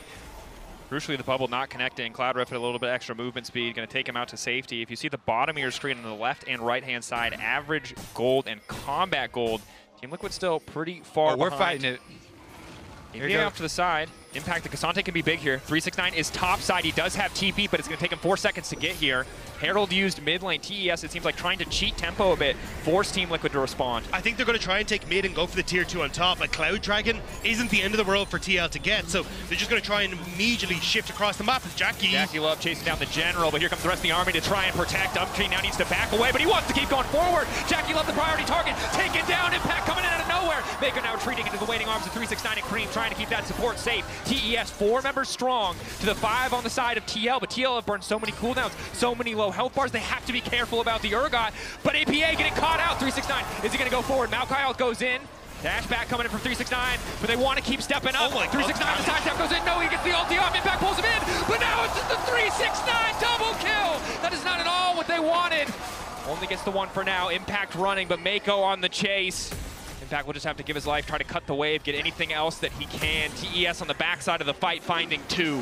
It started off so well for Team Liquid, and I was about to say Top Esports is struggling against Renatas. Seems to be a theme that's coming through, but unfortunately for them, just the outplay in the moment from Top Esports in the 4v5 was just too clean. Yeah, still having Cream up there on the way. Big AoE damage came through from him. And then as they're charging through it, they're softened up for the Urgot here. Let's take another look though. Jackie trying to get as much damage as he can, and it's right into CoreJJ. Really nice handshake from CoreJJ. Gives them the opportunity to take down that super fed Lucian. That's the point you're talking about, Dagda, where it does look good for Team Liquid with the kill onto the Lucian here. Then they're trying to force their way back through. And the bubble hitting from Mako is the start of it all. Maokai ultimate comes out, and they want to focus the closest target, but Quay combo onto most of the team. And then Urgot, even though you got ulted away, he's already got the ultimate execution there and chased down the other one. And you can see here, you highlighted it so beautifully, Kobe, and now team fight damage showing it as well. Cream just free to do whatever he wants. There's so much focus on Jackie Love. The Hui is just going through rotation after rotation of ability and might be able to do so again. His impact has been caught out. Unstoppable for a brief moment. Spiraling Despair. Not going to have much effect, not low enough for the Severing Bolt to finish, so TL will walk away, but with some blinking health bars. Yeah, Top Esports are just trying to bully their way in here. They can see Jackie Love's in mid, so it is going to be him isolated from the team, and that's why TL are cooking. Handshake. Onto the jungler. Maokai ult to zone away the rest of the team. CoreJJ holding on to his ulti cooldown. Will try to use it now to lock up Cream, but there's no immediate follow, but it's Jackie Love on the flank. The assassin Lucian trying to 2v1 Yon and CoreJJ at the same time. APA taking down Tien. Impact off to the side, trying to isolate a single member. 369 already has the ulti down, though he finds the first kill. Impact waiting off to the side of the fight, but Jackie Love, Mako, and 369 stand strong and keep the pressure in their favor in the river. Impact once again caught behind enemy lines.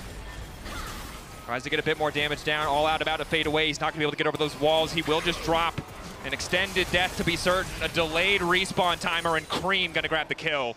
They're getting scrappy with it. TL, they are definitely known for just trying to fight their way out of a lot of these situations. Even if you have a bad early game, you know, you got to keep making those looks. And they're trying to separate the fight, you know, to open up some isolated members there. But top, too good.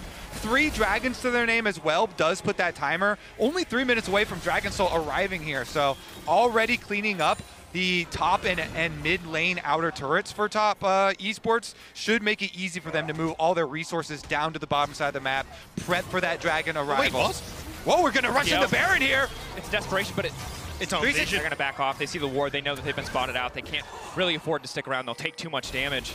They're trying to catch Cream, who had shoved out top. They TP'd APA in and were like, look, Cream has to reset. Maybe we can catch them off guard, but with the vision there, they're able to catch them out. And it's a bit unfortunate because, as you say, Kobe, they're trying to separate out these fights as TL, but Jackie Love's just a one-man army at this stage. He took 3 members out of the fight to try and deal with in that last one. So you need to find some way to deal with this Lucian, and unfortunately, TL, they just haven't found that answer yet. And APA, timing has to be good here. We'll dash out a little bit early just to try to make sure that he can get the dash. Nice follow-up. Gets the reset on the rocket. Obviously can't dash again. Good side step, but there's too many resources on the side of TES. APA taking down TES with priority access to the top side and even the Baron. They could immediately turn back over to a oh my god, the damage! That is the power of Lucian. Pull back from Yon is good. Fate's called to keep CoreJJ safe, but he'll need to get the hell out. You can say that again. They need to get out of their own jungle now. Baron is up, but top Esports, they can easily just push and get some secondary towers here. You see Cream already taking care of top side secondary, and the rest of the team going to push on mid. TP needed to try and protect on that top side, so at least they'll be able to hold on to that. I think they should be back out onto the map to protect this one as well. Goes in, trying to clear the wave. Good bit of damage, has to flash out to make sure the follow-up CC from the permafrost on Tien does not connect. But they're not going to start the Baron at least. TL will clear the wave. They are still quite far behind, but we'll get another chance to find a fight in their favor. Yeah, with this gold lead, you're hitting some 2-item power spikes on a lot of TES members here. 369 picks up Hysteric's Gauge and on top of the Black Cleaver. Now we get the completion for Tien as well. He's got the attack speed slow from the Frozen Heart, even though they increased the price of this item. It's still the go-to item versus double 80 carry teams. It's like you're almost pre-countered now already.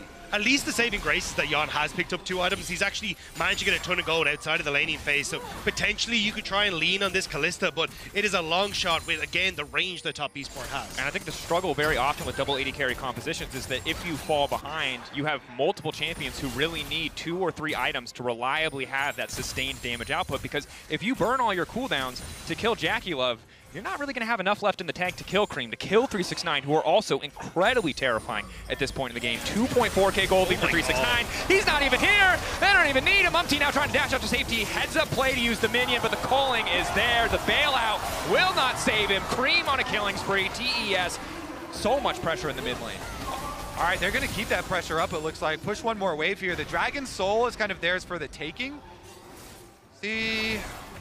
There's not really a route for TL. I mean, they've got no smite. They don't even have, like, great skill shots to throw over the back for, like, a Hail Mary. Oh, God. Jackie Love isn't getting weaker. That much is certain. It's the willingness to just pull the trigger every time for top Esports. It's, hey, play out a little bit of vision, make sure they're able to just set up for a Sejuani ult over the wall, play around Jackie Love's damage.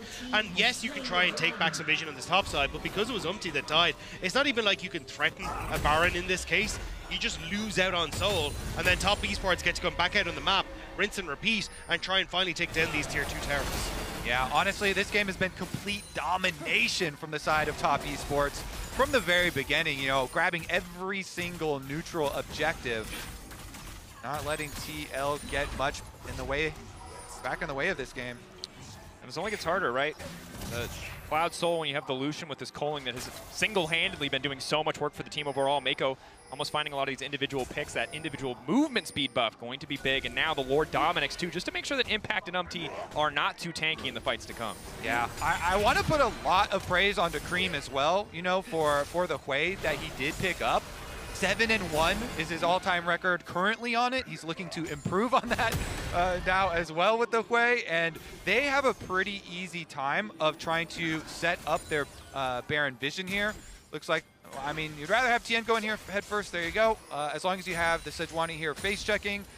Purely stacked up armor here. We already mentioned the Frozen Heart attack speed aura as well.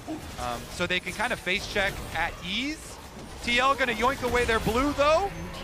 You have APA shown on bot side, so top Esports are just going to rush the base. They know they have the advantage, and Cream can TP in if needed. Continued pings on the bottom side. APA wants to keep the pressure up, hoping the rest of his team can hold the line here. Not much of a wave for TES to play with. They're going to go Baron. They're going to try and force the TP out from APA. Cream teleported in, but actually no, they're just going to go for top side instead, so maybe just looking to crack open the base instead. This could be a Baron angle if they wanted to. TP response though. Just to cover. Doesn't look like APA will be able to get the objective. Bounty, 369 now on the bottom side of the map with no TP of his own, and that's the go signal for the side of TL. Ulti only going to connect, though, onto Tien, and JackeyLove now ready to fire back, calling through an entire jungler's health bar, and the blink of an eye, handshake back. Poor JJ slowed up for a brief second, has to force out to flash out, to safety, and now on the bottom side, the 1v1, 369. He's already ulted. Looking to lock up the target, takes his time, reactivating the R, insult to injury. I was about to say TL getting that teleport from 369 was actually great, because you just got 2 TPs out from top Esports when you needed to, and then they just kind of killed everyone, so the whole point fell across as Yon, what are you Round 2! Yon? I don't know if you win Mortal Kombat versus the Urgot. I don't know if this is what you wanted, Yon! Run! Poor JJ. All the spears stacked up. It looks like Anna Joy Taylor at the Mad Max premiere, but it will not work. Go again! Round 3! Scaling the Urgot here. 3. Send in the Maokai. Just get him in. So you can see on the minimap, I thought Jan was going to wait a little bit because CoreJJ was on the way. He was walking over to him. But here's another look at round 1 with the Urgot. APA on the first jump, trying to get his way to the Blast Cone. Even with the Blast Cone there. Have you ever heard of the power of Cloud Soul, my good man? That is a fast Urgot. He is supposed to be he's gone. That's not the case, and Yon is dead. Again, 369 took the 2v1 attempt personally. He's here to extract revenge. Pressure in the mid lane. TES gonna break over the base of TL, look to knock down an inhibitor or just play for kills. JackeyLove taking his time with Impact. Good handshake back from poor JJ. UMT trying to buy a bit more space, but it's APA who's been caught out. The CC connecting. Hostile takeover doing absolutely nothing as 369 and Tien just 2v5 the entire team. Now JackeyLove is here and kills are coming in left and right. It started with objectives. It turned into kills. Now it's the whole entire map that TES are dominating. Game 1 belongs to them from start to finish. They have been in control. Team Liquid sent back to the drawing board in this best of 5 as TES claim first blood. This felt personal. Top Esports did not want to muck about in this one. Kill after kill, clean from the get-go. Top Esports. That was an impressive showing. Clean game there from them. My goodness. I knew it was over when Tien stole that scuttle crab. You call it the mental damage. Incalculable. The scuttle crab yoink from the other side of the lane swap jungle. Honestly, though, from top to bottom, you had 369 Urgot, you had JackeyLove and Mako smurfing, you had Cream absolutely blasting them with the AoE. In the one fight where TL did kill JackeyLove, Cream picked up the slack. He did 5.5k damage. Yeah. The one fight they kill JackeyLove. It's a terrifying prospect. We'll have to see how TL adapt coming into our second game. For now, let's head on over to the analyst desk to break that one down. Back to the drawing board, and shell-shocked, I can imagine, from the side of Team Liquid, running into an incredibly strong top esports in their very first showing here at MSI. Wow, back to the drawing board indeed. I mean, Sovereign out of top esports. What were the biggest problems? What was the biggest problem, Jack? The biggest problem is that Team Liquid lost this game in a completely different way than we would have expected them to before the series. Which is? Because I think the expectation would be, like, oh wow, because all of these players from the LPL are so insane, they're just gonna like outlane Team Liquid and blow them away. Yet it's actually TES who slowed the game down with an early lane swap and then got 6 grubs and 4 drakes and mauled them on objectives and then just like suffocated them out of the game, which wasn't the way you would have expected. Like that's the style of game you would think Team Liquid has the best chance of winning it.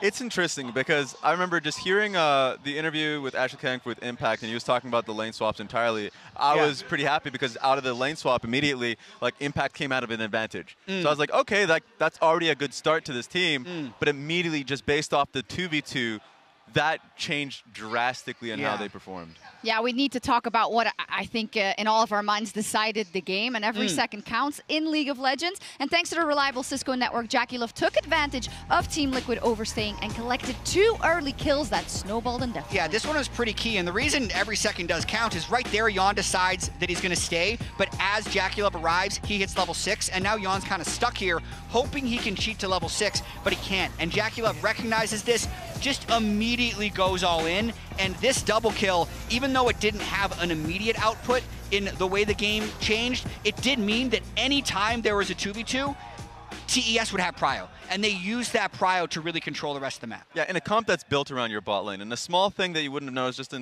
of course, through the screen is that like there's a 15 CS deficit that's going through the mid lane as well. Just because throughout the lane swap, actually, APA was forced to base once.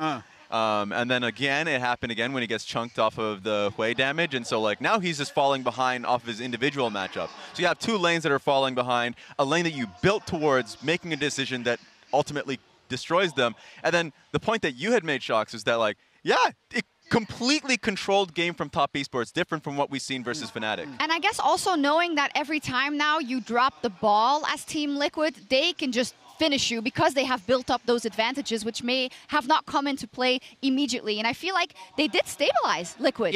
At one point, right? And there was one moment where they actually almost came back in the game. They managed to kill JackieLove. I think we have the fight. They managed to kill JackieLove in the mid lane, but then they were unable to finish the deal. So this was like, okay, it's 2 dragons. You want to stop the team from getting the soul point. It's 2,000 gold. I'm thinking if TL gets one big fight, then maybe they can come back to the game. And by getting the shutdown onto Yon as well, it was looking very good. But then they kind of missed their moment, and Cream in particular pulls off the end of this fight beautifully. Yeah, because at this point, I love the fact that Top Esports are hugging their bush, that they have control warded, get a bubble on towards APA, and oh my god, I forgot that moment where Umti just goes across town and he is completely isolated from his team, and so they get torn apart in this team fight.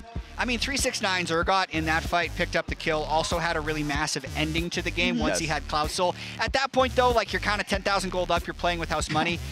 I think the big thing that stands out to me beyond the 27-minute or the TES win is the fact that it was 8 towers to 1, 4 drakes to 0, 6 grubs, and a Rift Herald. Like just the absolute owning of every objective on the map.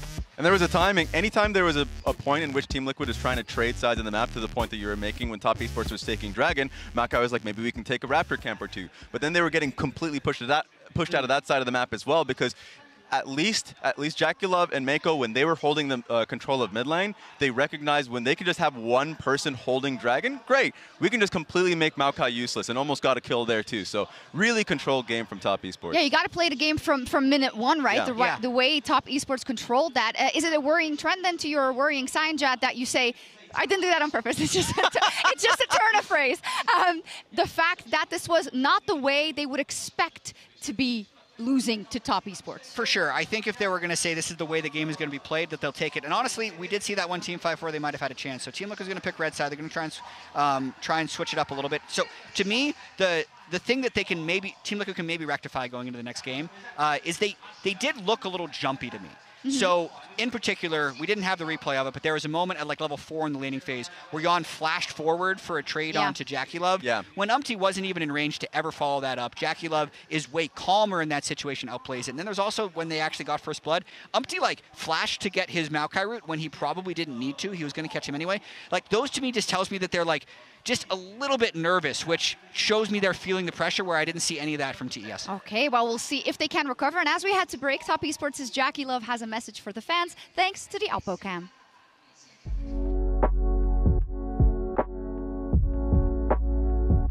大家好，我是 Jacky Love。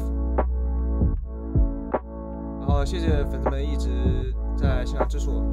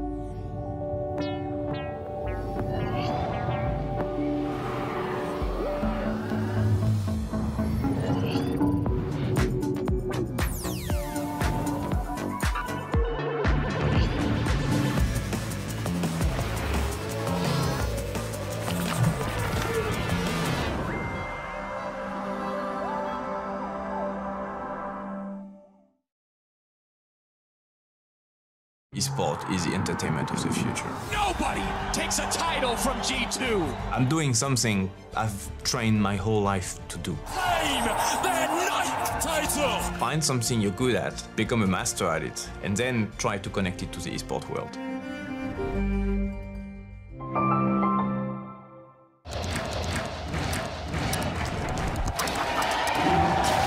Red Bull gives you wings.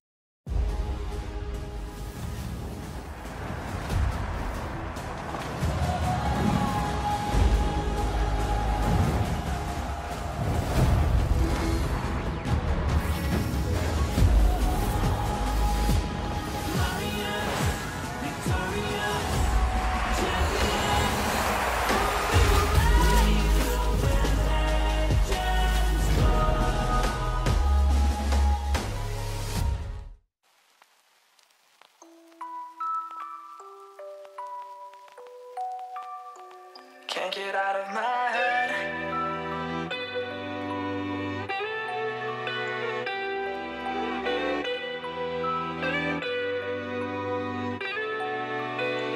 Can't get out of my head. Can't get out of my head. Can't get out of my head. Can't get out of my head. Get out of my head. Can't get out of my head. Can't get out of my head.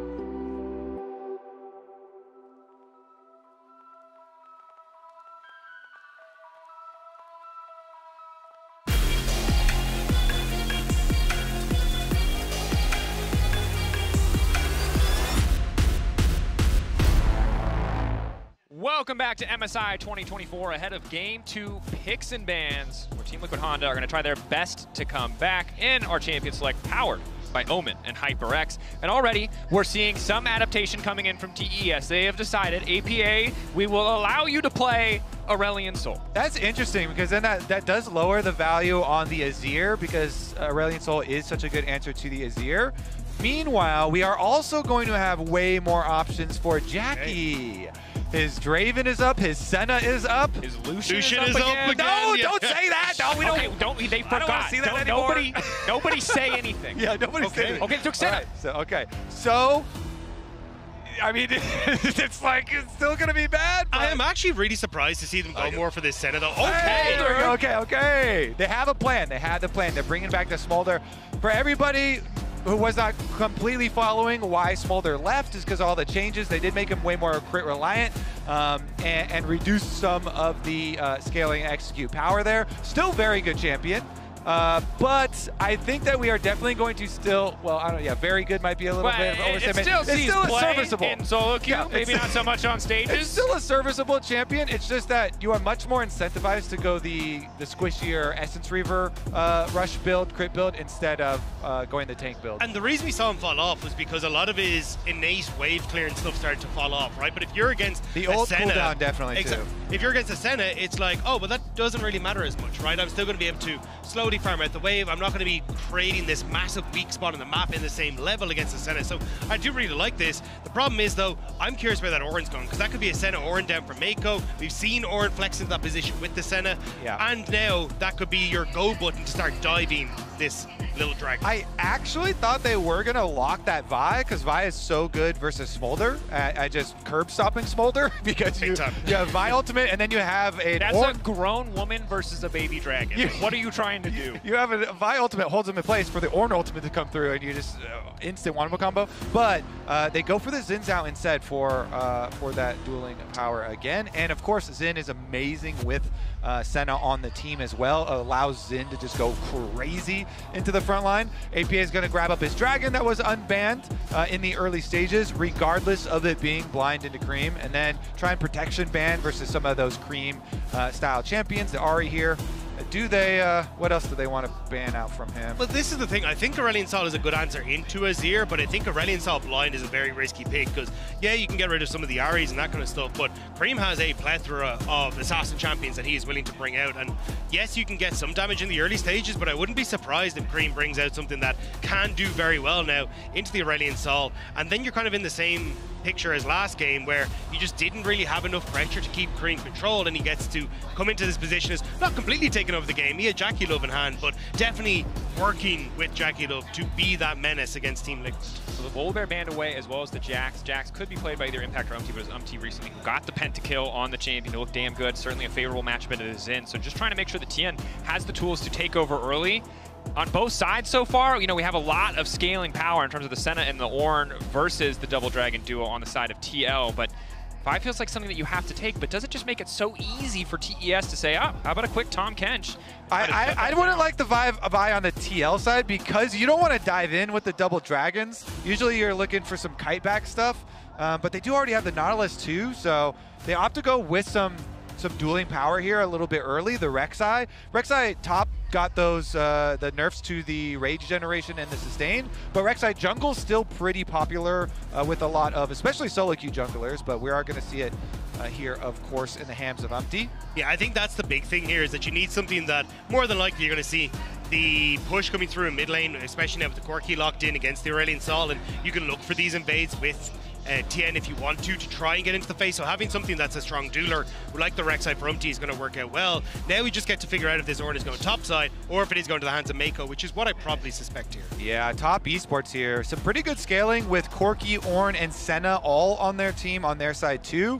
But TL, they're kind of famous for their Double Dragon scaling here. The last lock-in will be the TF. All right, so let's see. What do they R5 counter pick impact into the Twisted Fate?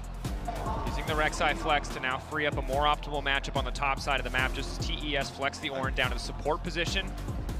How deep does the pool go? What does Impact have to answer the Twisted Fate?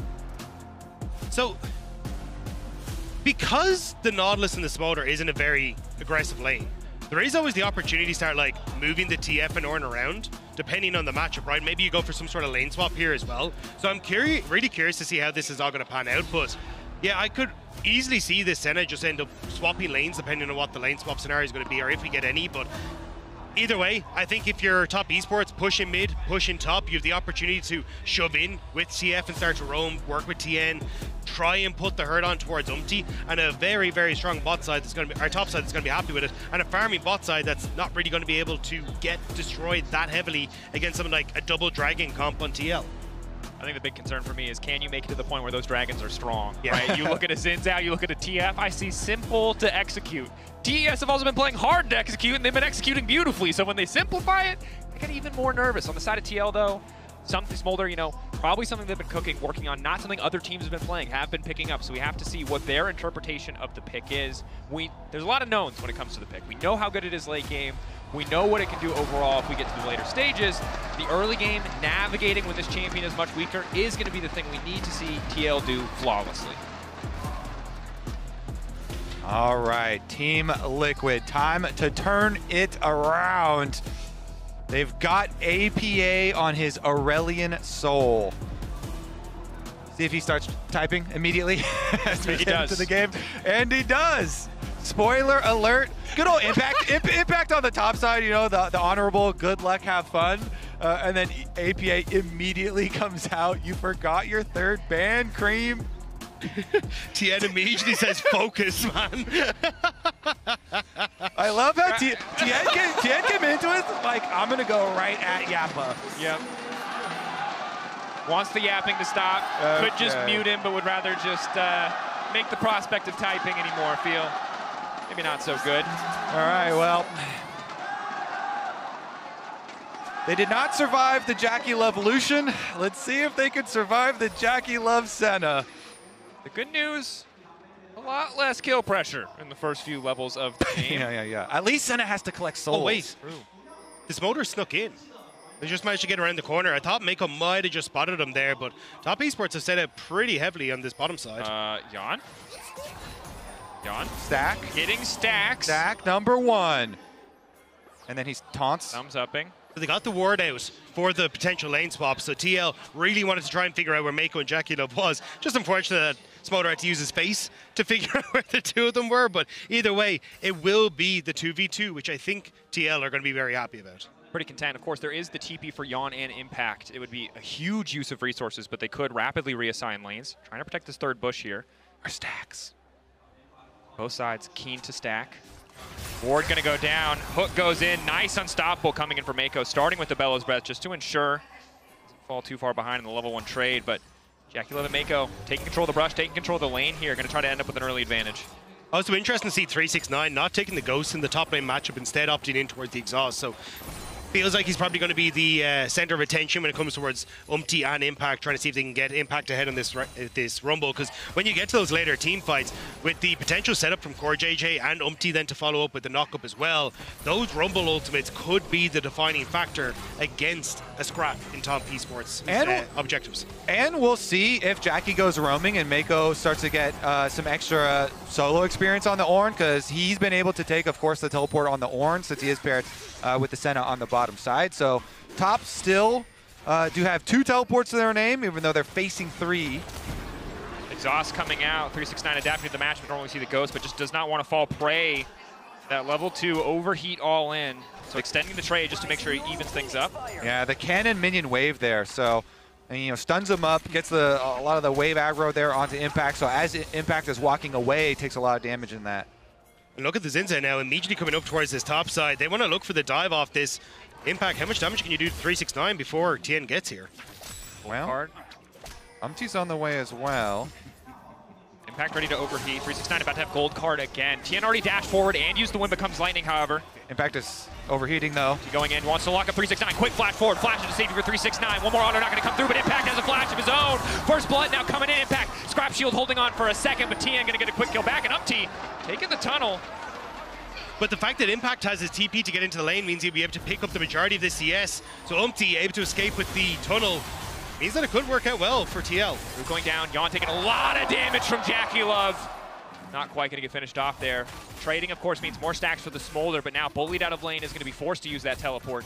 Yeah, Jackie is famous for being one of the most aggressive Senna players ever. Always on the front lines, always stacking up, always chunking them down, and they do get the teleport out. I think it's the consistency that we're starting to see from Jackie Love, where he might actually find CoreJJ here. Oof. Quick flashback from CoreJJ, but Jan, he's already reset, he's already back. Jackie Love getting lower and lower. The Smolder looking to grab a kill, the extra bit of healing. He's locked down for just a second. Jackie Love flashes out to safety, blinking health bars, 50 HP remaining, but he will walk away. I will say, Jan, probably the best Smolder in the LCS as well. They were undefeated with the Smolder. Of course, that was at peak Smolder. Super OP times. There's the new era of Smolder where he's maybe not so highly tuned, let's say. They actually tuned him to be a baby dragon now. Oh, well. Impact, just a Yordle in a robot suit. He's the one who has to run away now. Gold card, the follow-up again, the simplicity of execution here. Impact, no tools left to escape. Tien not whipping anything this time.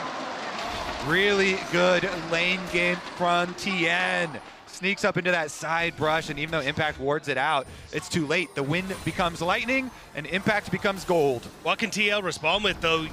Cream has to spot and spawn back in base to come into lane. And you could potentially look for playing that bottom side if you wanted to. They were setting up a lot of members on the bottom side, but the push isn't quite there for Jan and CoreJJ yet. Jackie Love and Jan just stack trading left and right. Cream backing up for a brief second, but speaking of stacking, APA doing pretty well here in the mid lane, only going to get easier as he gets more levels under his belt. Quickly pushing that mid wave. We know Corky, especially as we get later in the game, that poke is going to be so hard to deal with. Jan trying to sidestep with a flat. Poke back onto Jackie Love. They know he has no summoners available, but I don't think they have the damage to extend this fight. Mako just so much beefier in a lot of these early exchanges. Root only going to connect onto one. Clock now set down. Jackie Love burning, Ignite ticking. Jan needs to back away. Tien on the way. They might just try to press for the dive here. The Xin is so damn strong. Yeah, they know he's here. So Jan and CoreJJ just have to buy time for APA to get here. They're baiting. It's going to try to fall off the hook. Oh my. The sidestep from Tien. APA's on the way. The dragon's coming down, but Jan's just going to die. Protect that dragon. Jan's just going to die. Flashing out, trying to get a bit more damage down. Mako going to grab the kill. APA on the way in. Has he already burned the flight? It looks like the answer is yes. They will just settle for defending the tower. Look at the top side, though. wants to try and respond here. 369 won't be able to clear out this wave. No TP available for Top Esports to try and protect him. 369 about to tick over to level 6, but crucially, they've denied him that last little bit of XP. Oh, have to be careful about wasting their CC too soon. Faster level 6 coming in from Impact. Should be an easy dive. Ignite going down, but Umpty more than happy to try and finish the job. Impact stands back, tanks the aggro, makes sure the dive goes off without a hitch. Meanwhile, because of the bottom side successful play for TES, they're going to pick up the first dragon of the game while APA takes over bottom lane. Does push this one out, as on respawn you get your duo here. Jan and CoreJJ move towards mid. It's quite an even game state though at the moment. The fact that you, oh hang on, oh no, this is gonna go back top. Oh, Umpty! Trying to contest Umpty. I'm gonna take him out. We'll secure just a single grub there. Yeah, I still think you're in a decent spot here as TL. Yes, you've got a minor gold lead coming through for Top Esports, but the fact you've got great scaling with APA and Jan puts you in a decent spot. You're able to respond to a lot of situations on that top side as well. We already talked about how good Rumble will be if you're able to get him some sort of control in that top side matchup. So for TL, this is a much better game state than what we saw at the same minute mark in the last game. Yeah, certainly is. A lot of game states better than the game number 1 for them. So was Jackie Love being 2,000 gold ahead at like 5 minutes bad? I still think Jan and Core could have avoided a little bit more damage as Tien came through for that bottom side dive, but they'll be happy that it's not even worse this time around. Aurelion Soul quite good at putting a stop to these minion waves. Cream, not too threatening either. Obviously has the tier, has the coal. 5-10 minutes is going to be a lot scarier, but for now, not much of a threat at all. Impact spotted out here. Jackie Love stepping forward, extra movement speed. Tien, confident flash. The root already connecting. Impact's got nowhere else to go. Red carpet there, but nobody's going to take the invitation. Slowly but surely cut down on the top side of the map. That is perfect timing. They knew that Impact's flash wasn't up. Cream gets a lot of attention in mid lane, but I don't think they can look for the dive here on Team Liquid. So Cream will be able to back away, and is about to say, I think Top Esports had overextended on top side, but with so much used by APA, you can push them off, but I think Top Esports can still win out in a fight. Yeah, they do have a smite advantage here for Umpty, so they chase him off, and they're going to grab the second grub for themselves here as they come right back in. And then you get that reset from both 369 as well as the But I think Impact getting caught there was such a massive mistake. You had actually got the push in bot and rotated Yon and Core JJ up, so you would have had the numbers advantage to take the fight, to force them off and find that big win for TL. But with Impact getting caught, you'd get them pushed off, but they still get a Void Grub, and you end up giving that kill across the top Esports. Yeah, Impact going to be severely behind in this game because of all those top lane shenanigans. The Dragons continue to stack there, though. Jackie as well doing a pretty good job stacking 30 souls for himself in 9 minutes. I think that's one of the big things, the difference in scaling. Both these champions relatively low impact, Senna, of course, additionally so because she's not farming. But the utility she offers for a champion like the Xin has been incredibly impactful on this early game, whereas Yanya, the Smolder, not really a lot in the kit other than wave clear, a bit of harass. Can't offer too much yet, but is getting closer and closer. 225, of course, the breakpoint, 125 there as well for a bit of extra AoE to make the stacking faster. But Yon and Core have to be careful. They look for Tian, forced to back off, retreat away from the wave. He's still coming in behind them, though, and they don't realize it. Nice sidestep on the one becomes lightning. Quick flap, flap, flap from Yon. Good response from Umti, though, on the top side. He's just going to steal away all the camps, so making sure that he's still playing heavily into 369, denying him from being able to extend the lead that he has, but 369 still wants to. 369 He knows Umti's here. there. Yeah, 369 has his exhaust and his flash, so gets a little cheeky with some harassment. But I think it still would have been a little bit dangerous. You can, like, Rek'Sai hits that Q, she owns the bot root side. lance. Jackie Love cannot miss, but the follow-up is not going to connect. Quick flash out from Yon. Calling in Mom for a bit of help to clear the wave and potentially stop the dive, but we've seen this one before, boys. It's a little bit hard for this Molder, but body block there for JJ. Keeping Tien locked up, Cream on the way down. John's got nowhere to go, though. He's going to flap into the wall, and now it's a double TP. TES have they overstepped. Yon likely to fall. Core JJ going to drop as well, but APA is here, locking up one member. Mako going unstoppable, but the kill traded back for the side of TL. Ulti only going to connect onto one. Impact still stepping up, wants to take Cream down. Massive damage from the Rumble, and Tien's trying to turn it back. In the meantime, Jackie Love just continues to auto-attack, uncontested. The kill there. APA free to reset the flight. One going down. He's giving him the full 360 with another TP coming in. He's already here for the setup. Mako wants one more kill on the APA. He's got more flanked over the knock up there. Mako in the 2v1, but it's not the 2v1 because Jackie Love is still Another there. TP! Another TP. The fight's not done. No bells are ringing. We're going for round 3, baby. Empty on the run. Core not coming. They're calling it here. That's the end of the skirmish. The poke from Cream, not quite enough. Time! Everybody chill out! Top lane is where Yon went with his teleport. He's like, I'm not going back to that mess down there. Going back up top side, clean up the rest of these minions, but they're making it exciting this time around. In the end, Top Esports, though, still with the 3,000 gold lead. And they should be able to reset, get that control, and potentially look for this dragon as well. Although Cream, weird reset timer here. Gonna go back to base, but maybe that opens up TL to try and contest on this dragon because they have multiple members down here. Okay, they're gonna come over, but it might be a little bit late. I think the damage will be enough here for Top. No problem, finish that one up quickly.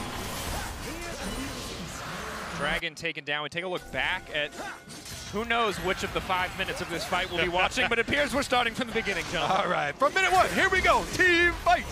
Double teleport comes in from TL, trying to fight off under the turret here. As you mentioned, though, both Yon and Core JJ were so low that they pretty much instantly die at the beginning. And then it's the chase from the double solo laners here. As Impact just flashes in, he knows like this is kind of a critical point for TL. They needed to get some money back for themselves, and here comes a 360 from the Dragon. APA cruises in, can't quite get Jackie as Jackie flashes away. Yeah, Jackie has some plot armor this game. The fact is, he managed to flash away against Yon and now APA as well. He just refuses to die to the Dragons, but as his spoil grubs are up, TL in the area, and that's a big old ultimate for APA. Just a reminder that Jackie Love has been scary despite not farming, and it's actually Mako who has all the money. 2,000 gold ahead of Core JJ, as is standard, although a pretty sizable lead. The good news for TL, though, they have the Sky's Descent. They have the empowered Aurelion Soul ultimate. Yon getting closer to that 125 breakpoint, which will only accelerate the rate at which he approaches 225. So scaling with the double dragons, still the name of the game.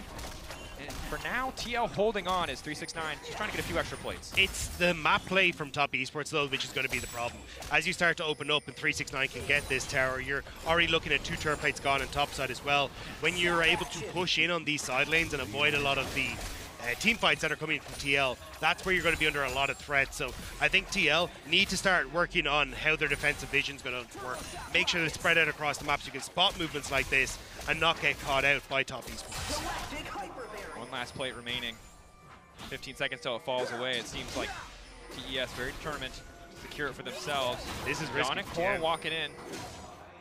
And does have a bit of support here as the tower falls. It becomes a bit more of a risky proposition. Keep your eyes on that TF ulti. Where he's going to go? Yon off to the backside, not able to do much of anything. Core taken out before there's even any fight to speak of. Though, untouched. Tien about to fall. Here comes Mom for a bit of backup, and it's 369 on the backside. Unprotected. The exhaust on impact is clutch. Jackie coming over the wall with the piercing shadow. And TES take another fight. And in the top side, Mako solo kills APA as well while we're watching this fight. And Cream now finds Umti.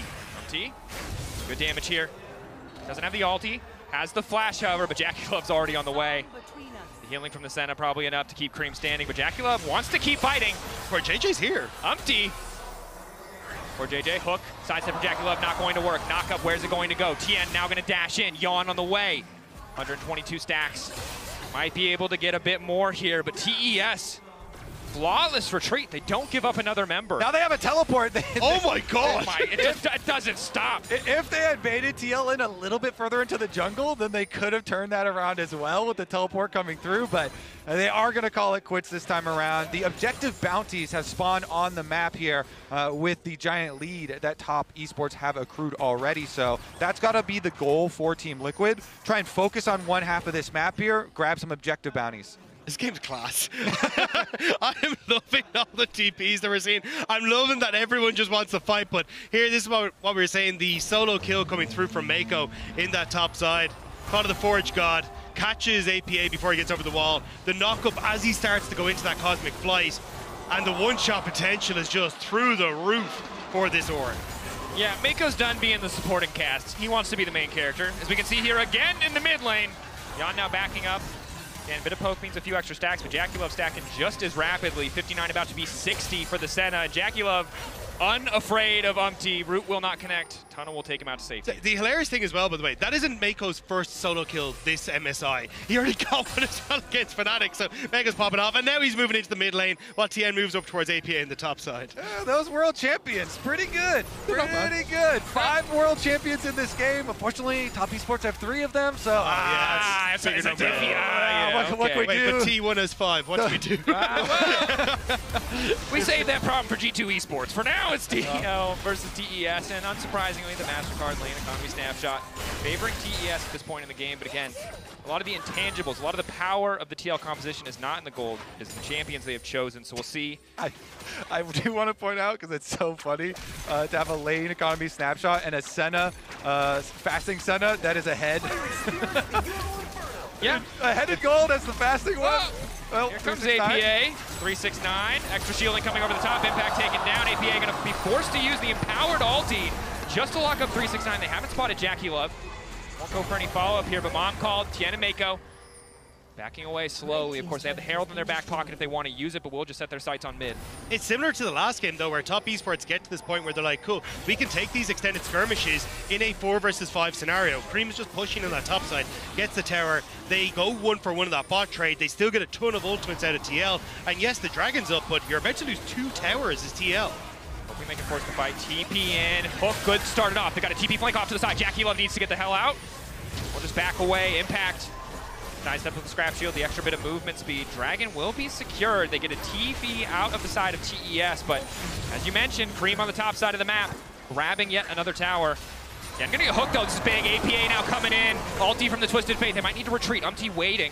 There's no angle for TES to approach. They get the info, but they just don't have the members. Yeah, 369 just goes to the bottom side instead. And remember, that is an objective bounty shutdown there, grabbing that Dragon.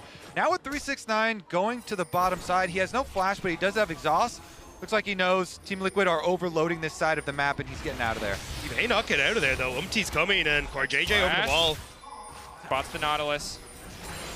Will not only walk away, he'll take the grub, and now it's the Dragon who's in trouble. Impact throws down the ulti, but it's too late already. Jackie Love just throwing down damage. Mako not even needed, he doesn't push a single button. Champions are just falling down around him. TL look good on the bottom side. Weren't able to find the angle, and TES are quick with the counterpunch. Umpty trying to stay over the wall, though, see if he can set up for APA. Knows the Cream's relatively low, but I just don't think you can take this fight. Mako's huge with Jackie Love behind him. APA. I think you just have to retreat here. APA forced to flash. Not quite respecting the engage potential of Mako's Ornn. Umpty's still there. Umpty's still looking for anyone on the exit. A lot of things happening He'll in this find game. Cream. Does he know it's Cream, though? Yes. Surely Mako's footsteps are way more impactful than Cream with a little dog. You don't understand. Ornn studied ballet when he was young. Okay, you know, yeah. Very light on his feet. I will say, though, it's sick to see Mako performing this well, because it was him coming off of EDG into top esports was always going to be such a risk. Like, nearly a decade with Edward Gaming, a world championship, an MSI championship, but this man is performing so well alongside Jackie Love and immediately murdering anyone on TL that steps up. And you can see this fight is so tough. But to build on what you said, Rob, it's not just what Mako has done for top esports, it's also what Mako has done for Jackie Love, right? This duo is so lethal, so consistently oppressive, and it feels like every matchup we have seen so far, certainly in this tournament, and in so many in the LPL as well, they are terrifying. TL are experiencing it firsthand, that even when it's a Senna Ornn, not the Lucian Nami, these guys, you know, are to be feared. They certainly are. Meanwhile, TL looking again. Going in. Mako quick retreat out. Root onto Core JJ. Just a bit of poking and prodding on both sides. Impact stepping up. Cream off to the side. No package. A little bit of lockup onto Mako. Jackie Love and Cream firing back with a bit of poke of their own. Ulti now coming in. Ornn ulti. Brilliant. So ulti not going to hit. Now it's all falling apart. TES turn and collapse in an instant. 369 off to the side. Gold card locked and ready. Not going to be able to lock up Jan, but hitting Impact. He goes golden, but he's just setting up for the fall from Cream. The rocket perfectly timed. Cream on a rampage, and that's Tien over the wall, flashing with confidence to secure the kill onto APA. Jan just praying for stacks here, trying to clear the wave. TES don't even want to commit for the dive, instead setting their sights on the Baron. Yeah, I think they're going to be able to get it too, because only Jan and Core JJ, with Jan being so low, teleport up. I mean, Core JJ is going to come out and check, but all you really can do is stand and watch. TPs. All right, throw a skill shot in there and hope that there's a X-Flash. Oh, Core JJ. TES, though, not going to take the bait. They don't quite have the information they need to immediately turn on to Core JJ. They got the Baron. They will back away. The map going to reset, but they managed to find the pick. Well timed from Core JJ. Umpty now on the fall. They'll at least be able to take away one Baron buff. Oh, they're coming back. Not going to leave a man behind. Mako, the double TP going in. Jan about to hit over to the 225 breakpoint, but it doesn't matter. Jungler already down. Core JJ on the retreat, hooking back to the wall, flashing out. TES ruthless on the turn. They immediately answer with both TPs. Herald still. Well, that thing's going straight down mid. And so is the Baroned up TES squad as Mako tries to chase them through their own jungle. Got his level lead on Jan as well. Where'd that Herald go? There we go. Drive it right on down. Inhibitor tower exploded.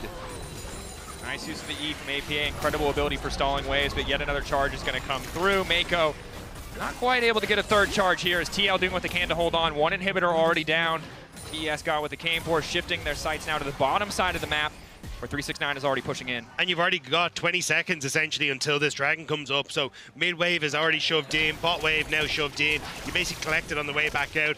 They're going to look for the reset. It's so difficult for TL to try and respond to any of this right now. They can't walk up on the tier 2. I mean, maybe they can defend inhibs, they can stall. Big stack breakpoint for Jan, but again, only 1.5 items means, yeah, the kit is favoring you right now, but the items are probably just too far behind. APA at least collecting enough of Stardust for the empowered ultimate. Again, though, it does have to be like a play where they have giant numbers advantage and you just have the Dragon cruising in over a wall where Core JJ has already locked somebody up, because other than that, TS just too big of a wallet here. Too many items on basically everybody. to be able to get some even fights. Yeah, you need it to be top esports. Everyone's grouped up. Everyone gets hit by the center portion of APA's ultimate. Immediately knocks up. Impact following over the top with his ult. Yon coming in with Mob. Like, there's massive AoE wombo combo to try and hit before TN gets his ult off. But it's just so difficult because top esports aren't playing as one big unit. They're attacking multiple different side lanes. You can see now pushing top as mid is shoved in, and 369 is now drifting across into that mid lane as well. T finding a little bit of poke that he can. You can see the execution threshold on Jackie Love's health bar, but they're very far away from that point. This ulti from APA has to be flawless. Hook in from Core JJ, not immediately going to connect, but up the ulti onto Jackie Love. Yon can't get to the backline, and Cream immediately going to respond. Yes, the Senna doesn't have the damage, but the Corki sure as hell does. Instant follow-up from 369, the double kill for the Twisted Fate. TES going for the end in an instant. They shut down TL, their hopes of scaling, their hopes of getting these Dragons into a powerful state, and they will move on to match point in the first best of 5 of MSI 2024. Top Esports, pretty good team, pretty good team. What do you think our chances for the reverse sweep are? I just thought we would only see Drakes getting bodied on Twitter, but here they are at MSI. A lot of them going down that game, I can say, with the Aurelion Soul as well as the Smolder. You know, it looked a little bit better. It wasn't quite as dominant. It wasn't as quick. It was, you know what? It was, yeah, it was. Well, actually, it was 24 minutes. What was the first one? Pretty quick. All right. I will say we just have to hope that TL have something else up their sleeve. Can rally, can focus, but right now, TES feel like a tall challenge for any team, and TL certainly experiencing that firsthand. I think the problem is that top esports kind of got shook by Fnatic, where they've now come into this and gone, we cannot let the same thing happen. We were sloppy, we got caught out, and we have seen 1 or 2 minor errors, you know, 369 getting caught out on weird resets, but outside of that, it's been very, very clean from top esports, and when they're getting control of bot, they're getting control over mid, it just feels so difficult to do. Absolutely does. Certainly a difficult puzzle to solve. For now, though, don't forget to log into lolesports.com using your Riot ID to earn exclusive MSI 2024 drops. And in the meantime, let's head on over to the analyst desk to break that one down. Thank you so much. It is top esports that finds themselves in, like an hour of play on the Rift on match points already. Raz had his team Liquid towel. No! End the fight! You just Ref, stop it! Actually, you just want to stop now. Is that your preferred approach? No. Okay. No. Give us a chance. Come on. Are you ready for the greatest comeback in professional League of Legends history? I am. How does it happen? Oh, you're not. Okay. It's looking pretty grim. So I will say, in terms of the draft, and this is going to sound like a really dumb point when a team just lost in 24 minutes by like 100,000 gold. I didn't actually hate the Team Liquid team comp.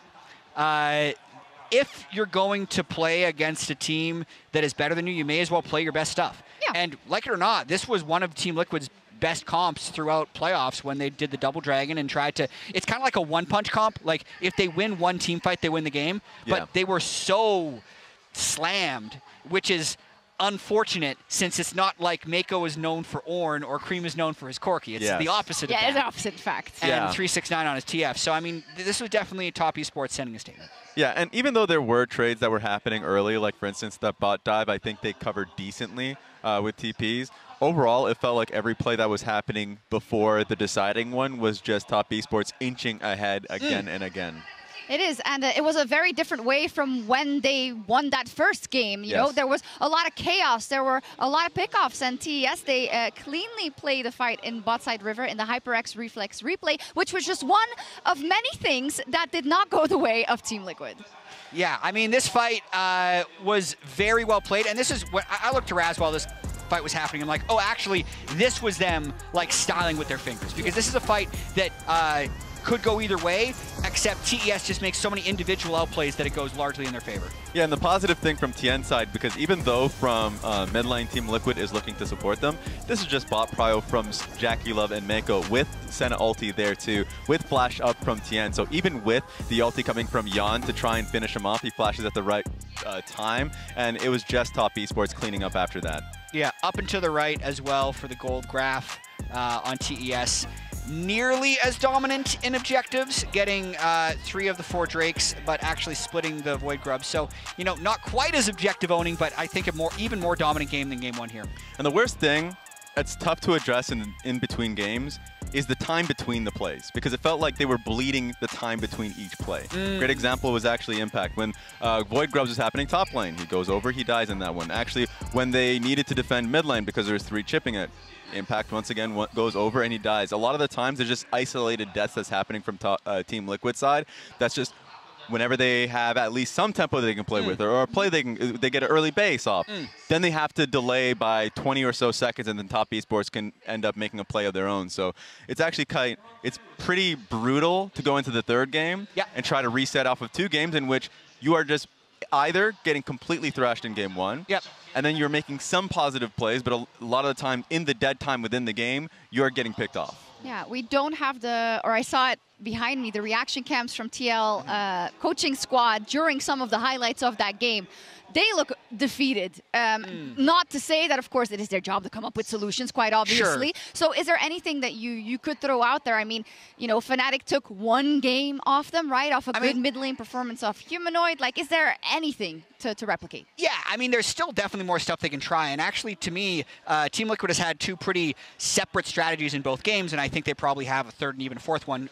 What I'm expecting, based off what I've seen, is for Team Liquid to put Umpty on a comfort pick. I think he's probably looked, in terms of the difference between how they look in LCS to how he's looking this series, that's the biggest drop-off that I've seen. So get him on like his signature champion. Let him really try and flip the game, which he's done so often. And I actually think they should just pick another 2v2 fighting lane. Like, they should just an early Callista again and actually go toe-to-toe. I think at this point, since TES has the buffer, they're not going to do the lane swap for practice or something. I think they'd actually try and style on him. And like, it's unlikely that Team Liquid even take a game, but I think that's what they're going to do. Yeah, flip it on your own. Don't let them flip it for you, at the very, very least. Okay, let's see if Team Liquid can pull off the reverse sweep. They'd have to put a lot into it starting from game 3, or if it will be TES cleaning out the day, closing out the day cleanly, rather. We will be right back. I mean, Raz, it's either going to be a fast day or a fun day, right? True. Yeah, well, we'll see.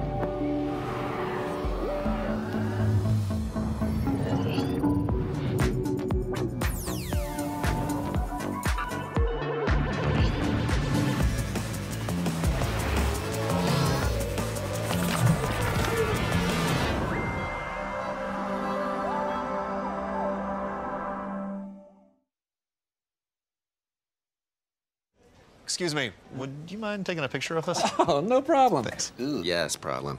You need Verizon. Trade in that old thing and get a new iPhone 15 Pro with tons of storage, so you can take all the pics. So many selfies. A preposterous amount of panos! That means panoramic. And as many portraits of me as your heart desires. How about none? None, yeah, none feels right. Trade in any iPhone in any condition and get iPhone 15 Pro on us. Only on Verizon.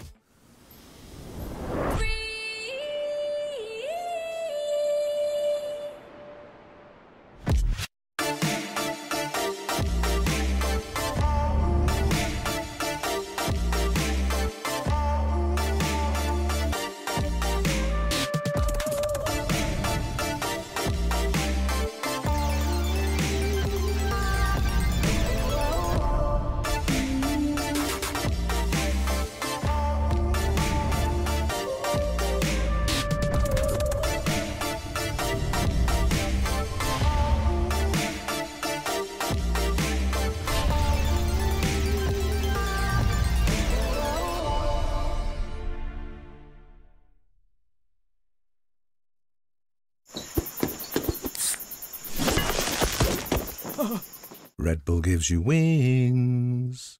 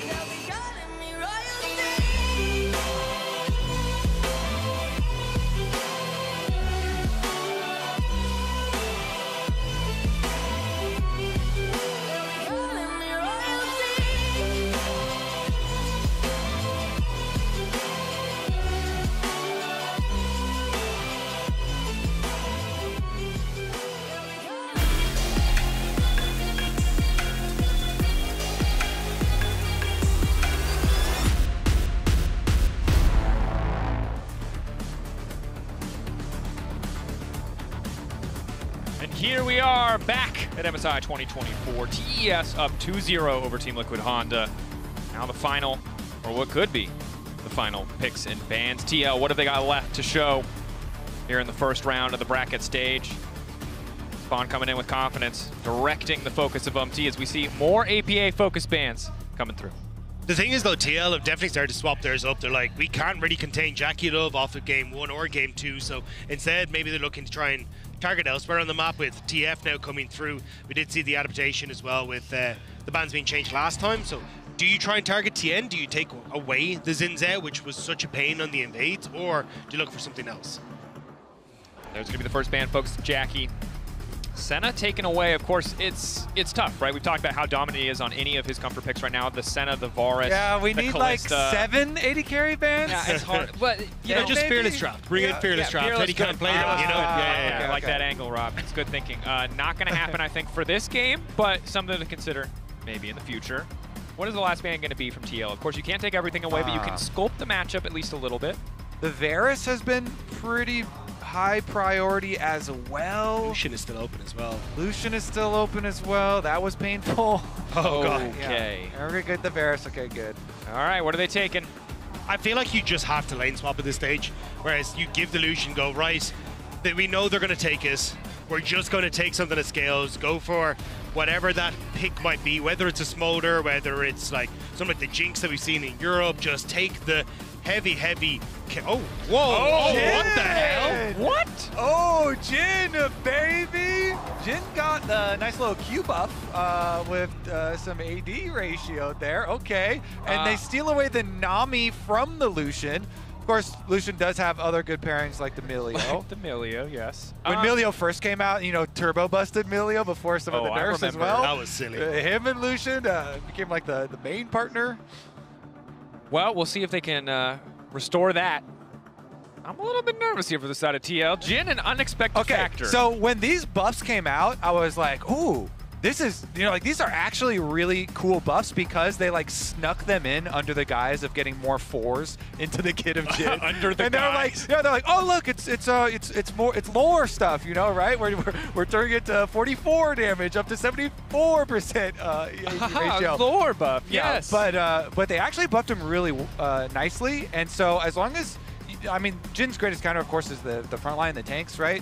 But he does have a really good early possibilities catching people out, and it allowed them to split the Lucian Nami dream team up there. So maybe they're cooking, at least. They're cooking. That's what you like to see in a elimination, or not elimination game, but final game, possible final game of the series. I mean, usually you end up seeing it with a lot of the setup as well, where it's like, oh, I can get long-range damage into the Jin, but I'm curious what TL want to take alongside it. But as the K'Sante was locked in, we saw the hover on the Camille, so I don't know if Cream kind of called out Impact a little bit going, do you want to take the Camille into this? We saw what Oscarinen did on the Camille into 369, so maybe a little bit of shout out, or are we going to get to see that band away here as we start to move into the second ban phase? But I think if you look at the side for Team Liquid, you know they have something prepped for the Lucian matchup, right? They take the Nami away, they get the Jin, and they've gotten comfort for APA. So it feels like it's off to a pretty good start, all things considered. Of course, you know, Jackie Love Lucian remains incredibly terrifying. The other two picks, though, too scary yet. The question, of course, for TES is what do they round the draft out with? How are they going to respond? Going for the blind pick top laner does free them up a little bit of space elsewhere, but unsurprising to see two bans leveraged at Cream. Yeah, a couple of Cream target bans here, and of course, since they already have the Aurelion Soul, that's kind of like soft taking care of the Azir, at least in their opinion.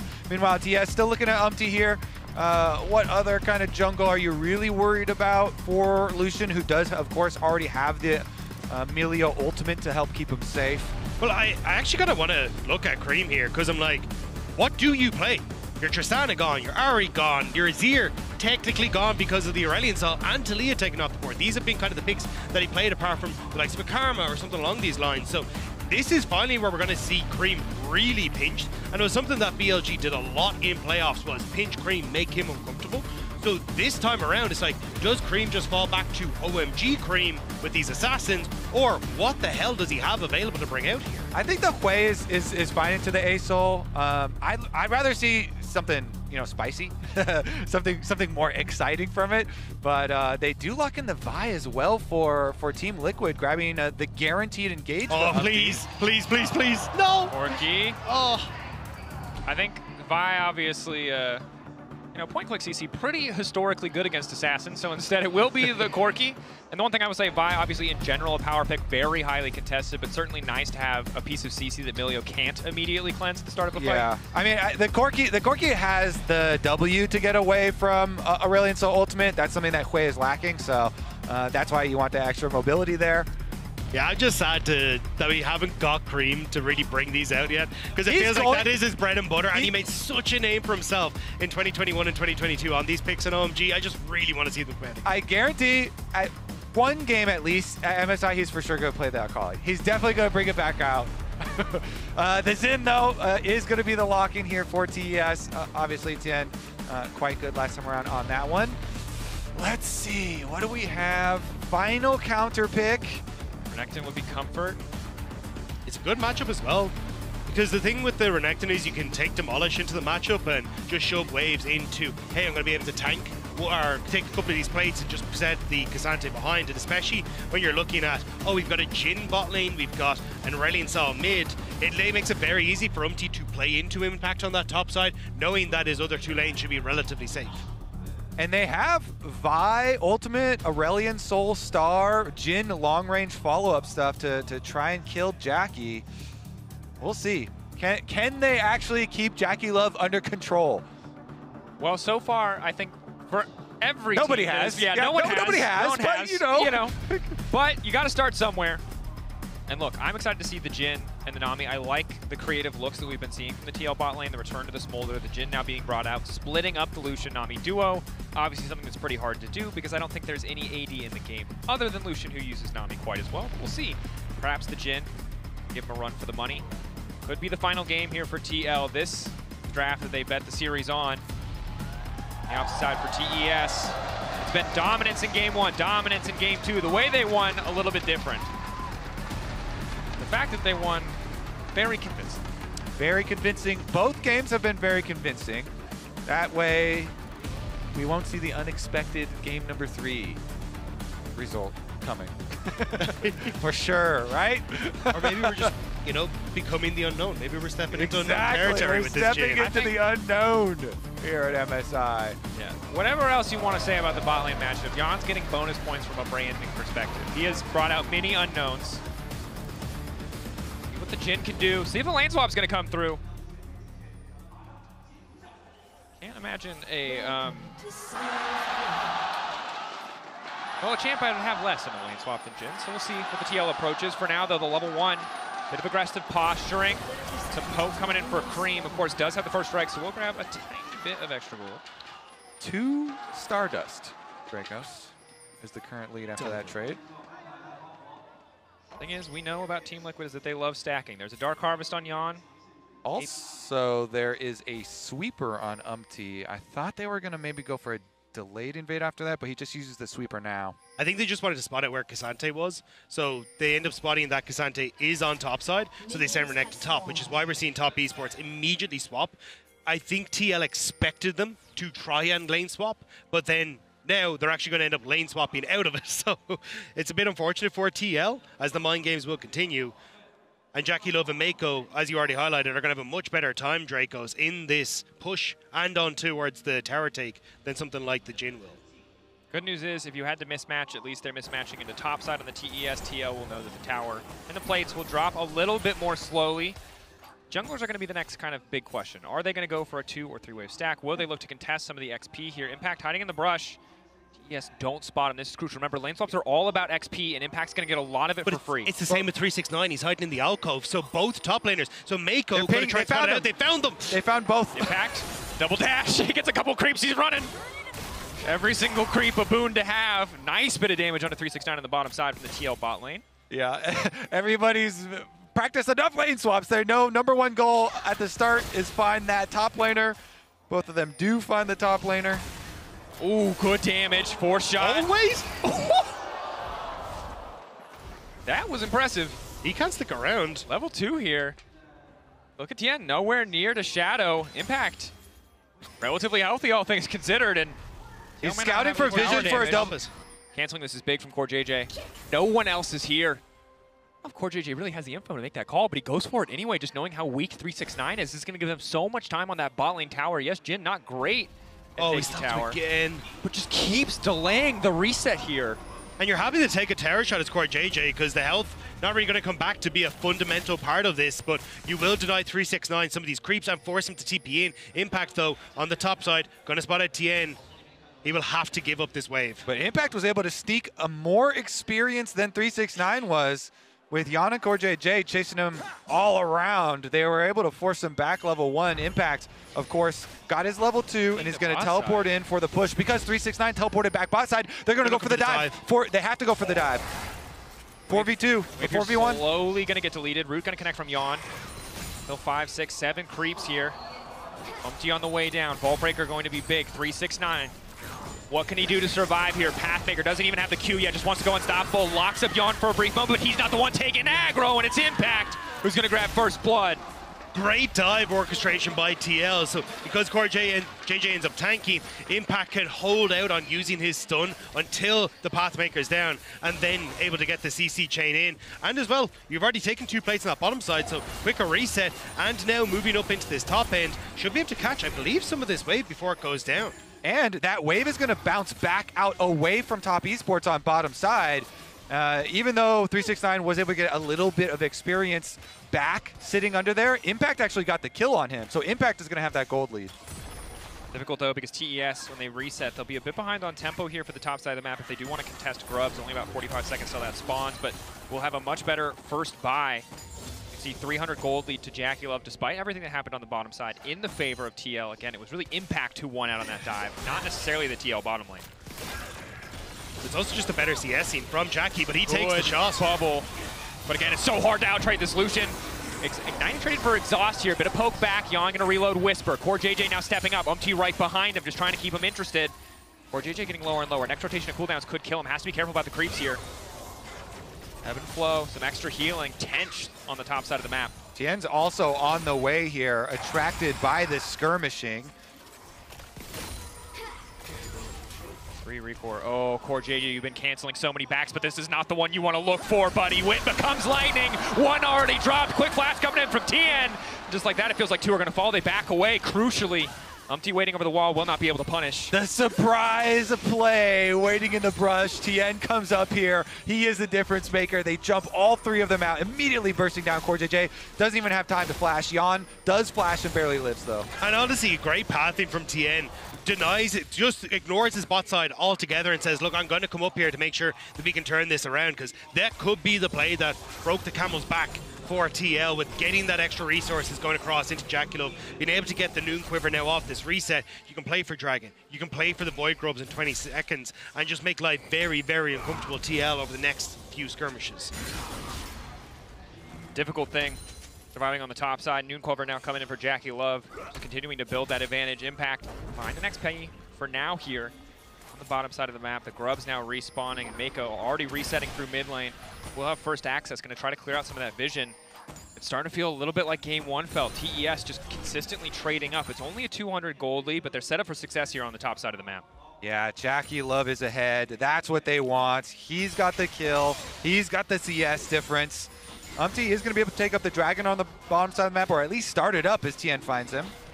APA, of course, level 6. Well, look at the roam from Mako here as well. Shows himself in mid lane, but then immediately heads on back. Locking up 369, only level 5 on the Cassante, forced to ghost back. Wind becomes lightning, does hit onto UMT, which is 2 members of TL on the bottom side, and for now, APA is zoned away from the fight. But with Mako spending his time roaming on down, like, you have to give that objective up as Team Liquid. That has to be top esports Dragon. It also means that Jackie Love, yeah, like, as this wave collapses, should actually be able to get some solo experience for himself to make it closer to level 6 right before you want to try and fight for something like the Void Groups. 369 unstoppable, instantly hits level 6, incredibly well timed. Impact still far away, forced to double dash out, but 369 wants to keep stepping up. Not willing to jump under the tower. APA trying to roam down to the bottom lane, but in the meantime, Cream just taking pot shots at the backside of that Dragon. Trying to W in now, but Tien immediately gets the lockup, and it's all falling apart. 1 kill traded back, but TL left wanting as Yon drops on the top side as well. TL, they try to bamboozle top esports, but they're having none of it. They end up getting the pressure on bot side to take the river fight, and then Jackie Love, with Mako returning to top lane, takes down Yon as well. Yeah, because then TL called Core JJ to roam through mid. And Nami does go mid, but they still had already traded 1-for-1 in that river fight. And it's huge. It's just too big. Another kill on Jackie Love. Are you kidding me? And didn't have to use the ultimate. It means you still got that culling available when you get back to your own lane, so can use that to rip through Yon again, turn over towards the Void Grubs. It's a disaster for TL. Yeah, and he has his Ignite still ready, so he can cut through the healing, even with Core JJ having his heal, having the Nami here. All right, let's take a look at Impact, though. At least getting some Demolish procs, a little bit of extra damage here on the turrets. Dash out. Knock back in. 369. Q, excellent predict on the Impact. Trying to force the Dominus out, just trying to get a positive trade overall. He hasn't burned the ult yet, but forced to flash out the calling. We talked about it before. There it is, curtain call. Coming in for Yon, but it seems like announcing the own loss in the team fight. Wasn't sure if Yon was going to get caught peeping at the window there, and everyone on top esports just turned towards him, but instead they end up just turning over towards the Void Grubs, and it's just so well orchestrated by top esports. We're going to get to look at this play in the top end. Mako immediately comes back. Jackie Love goes in. The cozy campfire gives him all the extra damage and all the extra range that he needs. Yon just falls down. And these Mako roams have been brutal. Roaming down, Jackie Love immediately backs away. They're able to secure the Dragon. He shows up top just in time to get the all-in, help take out Yon. This is tough for the side of TL. They will get a single grub. give themselves something in this game, but overall, TES, so much dominance across the series. It was subdued a bit when Jackie Love was on the Senate. It took a bit more time before they took over the game, but in this one, with the Lucian back in his hands, he's looking as lethal as ever. And I think this was the top esports that the international community needed to see to actually start to believe in this team, because so often we've seen top esports kind of have that misstep when it comes to the international event where they lose the game in Worlds 2022. They didn't have the best showing in play-ins, but this is the top esports that people got to see domestically. And it felt like we might have seen that hiccup versus Fnatic. You mentioned it, right? So this is the confidence, the reminder that top esports are a threat, a force to be reckoned with. Certainly Jackie Love and Mako looking terrifying. Probably the strongest partner that Jackie Love has had on the bottom side of the map individually. Yeah, you could tell, too, the confidence that, I mean, he always plays with confidence, is Jackie, but having Mako there by his side, it has just looked exceptional. And now he's got access to that Milio ultimate, too, plus Jackie's got his flashback, so he can play as aggressive as he wants right now. He's got the CC cleanser, he's got the heals, he's got his flash as well. But it always feels like for Jackie Love, he just kind of doesn't have the same success that he started off his career with. 2018 wins Worlds, then every other international has just kind of been like, you have to hit that again or it's failure. Yeah. And it just winning Worlds, to be fair, you've described the highest height that one can achieve exactly, other than winning Worlds twice. But it's so. like, yeah, and you want to be able to, you know, at least match your first showing, but for Jackie Love, it's just kind of been a case of, oh wait, started off nearly reaching those. Are you cursing him right now? He's got 3 that people. Might just be the caster curse. Here comes Impact. No cleanse on the bottom side. Mako's off in the jungle. And thank you, Rob. The TL fans, thank you for your service. Do I just keep going? Is that what I need to do now to save? You know, if you want a 5-gamer, but I think TES still very much in control, but a nice pick to have and more money for Impact. Not going to feel too bad for Team Liquid. All right. Get right back to it, Rob. Actually, Cream is really, really good on these assassin picks. And, oh, okay. It's actually matching it away. APA does escape. Fully charged up ultimate for him. So, honestly, I do think TL need to continue to, like, kind of look aggressively, and APA having the super ultimates. With Dragon coming up in 20 seconds, that's the timing that you're really saving it for. These Aurelian soulmates always looking to have those super charged up ultimates. Plus, he just creates Leandries right now. So honestly, it's a pretty good spike. Even though Team Liquid are behind in this game, charged up ultimate, Leandries done on the Dragon as well. If they could force something, if they could find something now. They're going to have first look at mid push, but sadly for them, Tien's just snuck into the pit and has already started the Drake. Yeah, and Package is quite a good... Oh, God, okay. There's enough healing in both supports that that's not going to be lethal, but there's the Package. Interrupting AP as he tries to dash back, forcing out the ultimate. Cream, that's perfect. You take away the empowered ult, you trade it for the Package. That's a damn good deal for the side of TES. Especially when you haven't really created anything for Cream. You're kind of working with bits and bobs. He didn't have the cold pop, so he was like, cool, I will trade it, make sure that we are in a position now where the one good part of TL doesn't have its main factor, but Tien, sponsored empty. See? Not stronger in the 1v1 whatsoever. Root from Jan is good for a bit of extra support, but it's just going to be a vault breaker out. Wind becomes lightning, and Tien wants a bit more. 2, 3. 2 shots left for Jan. Tien backing away with his life. A bit of a risky call there, but does manage to make it work. He's been known to take some risks in his time. Yep. Umti's ultimate's about to come back up, which is why he's hovering here. Ah, man, if it wasn't for that Cream play, then TL might actually have a really good, possibility of APA surfing in on the Dragon and making a turn play here. But you highlighted it, Dracos. When Cream used his package instantly to jump on APA and forces out. Oh, and there's the culling. Yeah, the window of opportunity just disappeared, and now with the culling taking those health bars even lower, it's so hard for TL to step up. Looking up, though, for a brief second. They root Jackie Love. He's not quite under tower. That's the way of the ball. Mako quickly there to body block. Ultimate coming out from the Milio, and in comes Umti. Tien, though, on the front lines. Not the target they want to be prioritizing. Jackie Love takes a bit of extra damage, but the play's just going to fizzle. I love the emote game between all 6 of these players on bottom line. I feel like APA, if he has brought nothing else to this tournament, he's brought the BM game up. Everyone through scrims or stage games, I think there's going to be a lot more emote and all chat usage this tournament. I love how Tien was like, I'm so ready for this all chat. Immediately was clapping back at him as well. All right, let's see if it turns into anything though, because We are past the 14-minute mark here, and everybody's heading right back towards mid lane. You get your bottom lanes after their skirmish, just reset and come on towards mid so we can change the skirmish territory at least. The top esports already moving up that way as well. It feels like the second this Lucian appears on mid-wave, you open up with the pressure from the Cozy Campfire, make sure you can get on towards Yon, send him packing, get control over mid, and just continue to keep the pressure up for a Rift Count. TL have the combo of the Vi ultimate and the Aurelion Soul ultimate, but Impact here with a recall, gonna have to get back. Unleash teleport ready. Spotted out by the Scryer's Bloom. Holding onto the flight for a moment, not quite able to sidestep there. Interrupt now coming in, nice escape coming from APA, but now it's only Umpty left in the pit. He desperately wants to secure this objective. Captive audience, the Deadly Flourish. TN now locked up. Ultimate not quite able to come out quite yet. Backstep from TN, 369 able to walk away. TL using a lot of cooldowns, giving up a tower, but securing the Herald. Great patience from TL. They wait out TN's ultimate so that then they can actually use the APA ult on top of him, get him forced out. And now they actually have a bit of a push on top side. I'm watching the two junglers. What's happening here? TN. He's pinging assist. He was pinging for teammates to come, but nobody was coming. Got the blue buff, but they just doesn't have enough information. Umpty thought he could get a cheeky steal. So bold play from TN, but has the backup necessary to make it happen. And of course, the story of this game captured beautifully. Our lane economy stands out. Yeah, he had the patience there. He just waits, smites, while the rest of the team. Oh. Honestly, top esports came out so ahead in that because Cream didn't have his teleport, and so Cream was able to push down the tower. Then he rotates over to mid lane. They chunk this one down to a 3rd HP. Well, and Core JJ along with it. Yeah, and Yon. That was just Corey. Like, Jackie Love didn't even get involved with some of that early poke. There's the replay here of how it happened.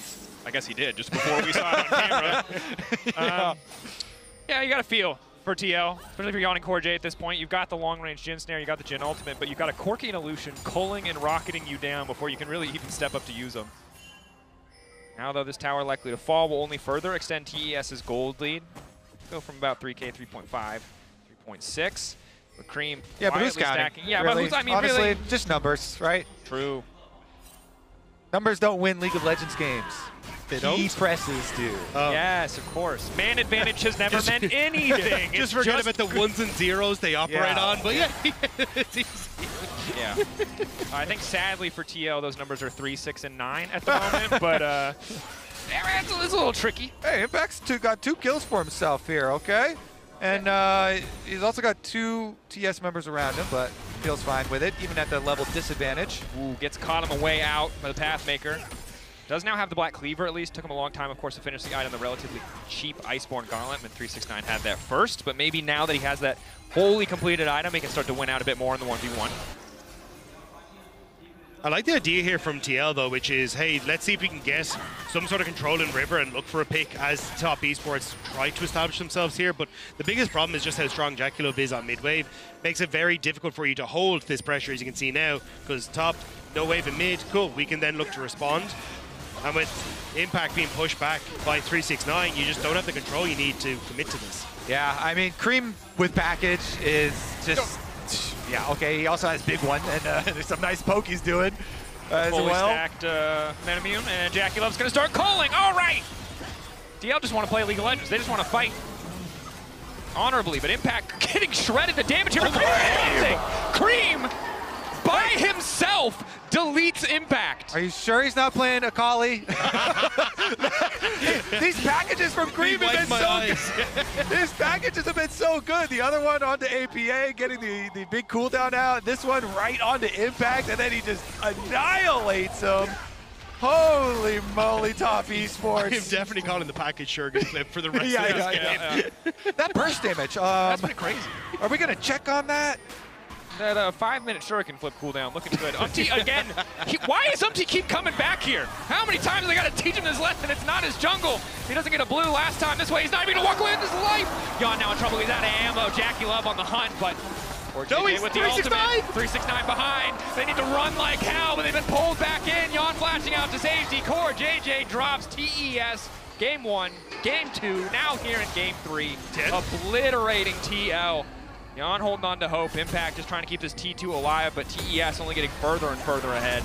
Jackie Love going to reset and actually pick up, I imagine, the Navori quick blades off the back of the kills he's just picked up. And there's not even a Baron available for top esports to go for, so they're happy to just look for the resets instead, come back out of the map and continue to keep the pressure up across the board. At least APA will get something in the bottom side. All right, let's take another look at this journey. Woo! Over the back of the wall, getting chucked out, no more flash. And guess what? Who decides you're not getting away with that? Jackie Love. He's gonna follow with the flash. Yeah, it's kind of like the reminder. You know, you thought you had one horror movie monster standing up beside you. You finally get away from Cream, and there's Jackie Love, as terrifying as ever. Yeah, and he gets the other one as well. So, checking on that, 2.4 thousand gold, the individual lead there that he has. Meanwhile, Cream. I don't even know what to talk. They just disappeared in an instant. Cream is just running them down. Corky. I guess Corky hit the late game real early. This TP might feel real bad in a second. Luckily, it's impacted, not APA. Got the waves. Oh. Big win. Goal accomplished, okay? Goal accomplished. Are we still convinced the numbers don't matter? That's my question here. Yeah? Okay, all right. I feel like a traumatized witness after all the murders that I have witnessed. Yeah. in a very short time span. All right. Aptly said, Kobe. All right, 6K gold lead again, 3 Drakes. 2 minutes away from Seoul for TES. Wait, did they pick up Baron? Maybe I think they just thought that they were on it. Because if top esports do reset, can APA deal enough damage for you to burst? I don't think this is one of the worst Baron taking teams imaginable. They might have to flip it. Like, I at think worth they a just point have to, yeah. where you kind of got to make the call, but it's going to take some time. Scryer's Bloom don't the reach. ASOL does a lot. ASOL does a lot. They're spam pinging in it though. TES. Yeah. Core JJ. I think this is their only option. Cream doesn't have package. Core JJ off to the side. TL. Scatter! Running. Run! Get out of there! Everybody scramble! It's like when mom comes in and you got the Game Boy and you got to hide under the covers. I wasn't doing anything. We weren't doing anything. Tom, don't worry about it. We've gone into some Draco's core memories here as Team Liquid will attempt to chase down 369.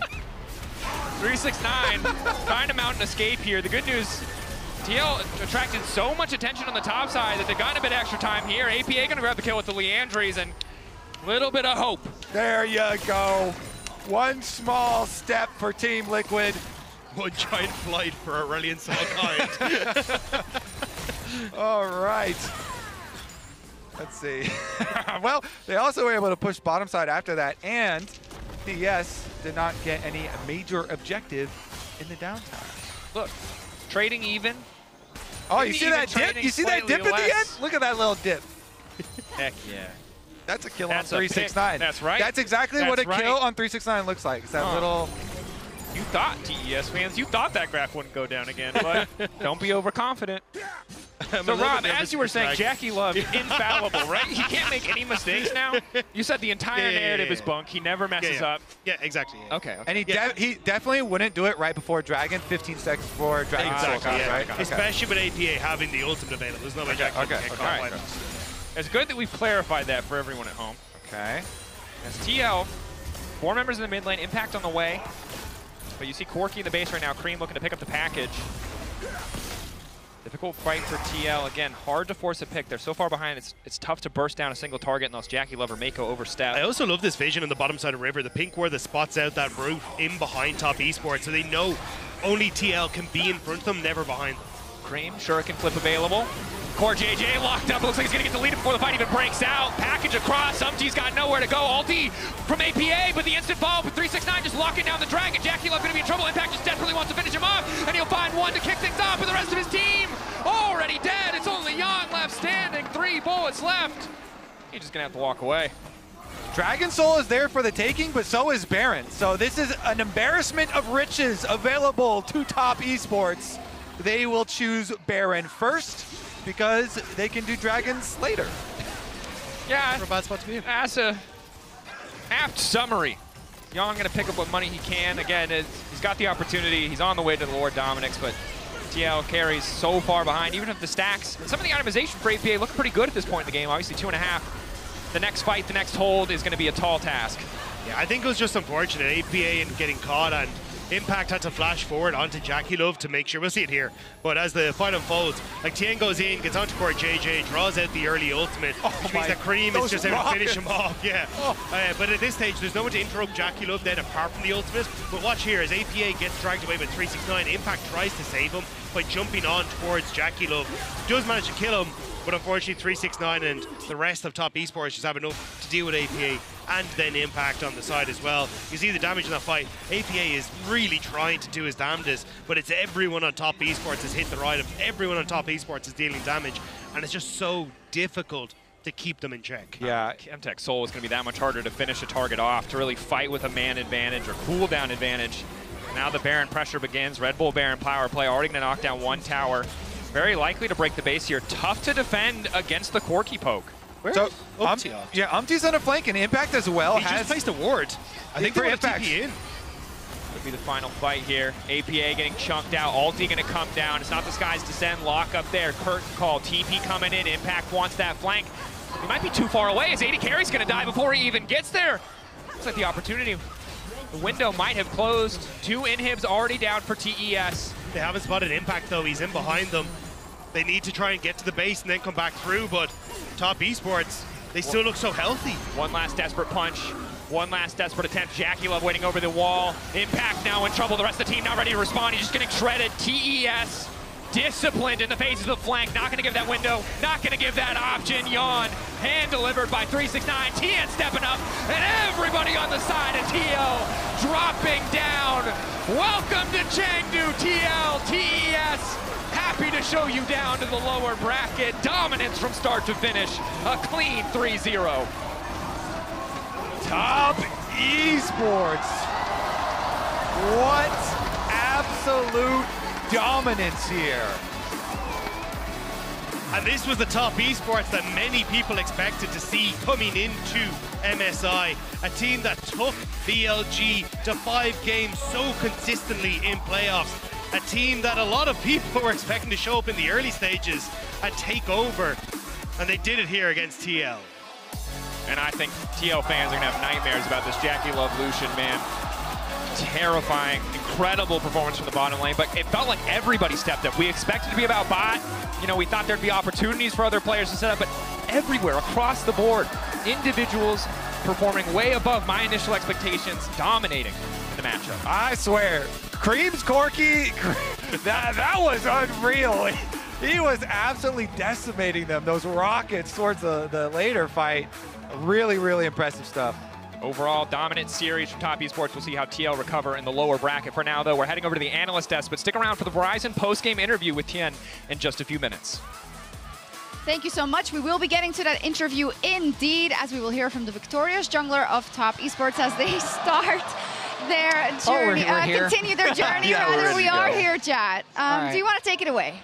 I mean, so what the casters were just saying is, I think if there was a shred of hope that somehow TES was going to be like the most gettable Eastern team, nah. Yeah, about that.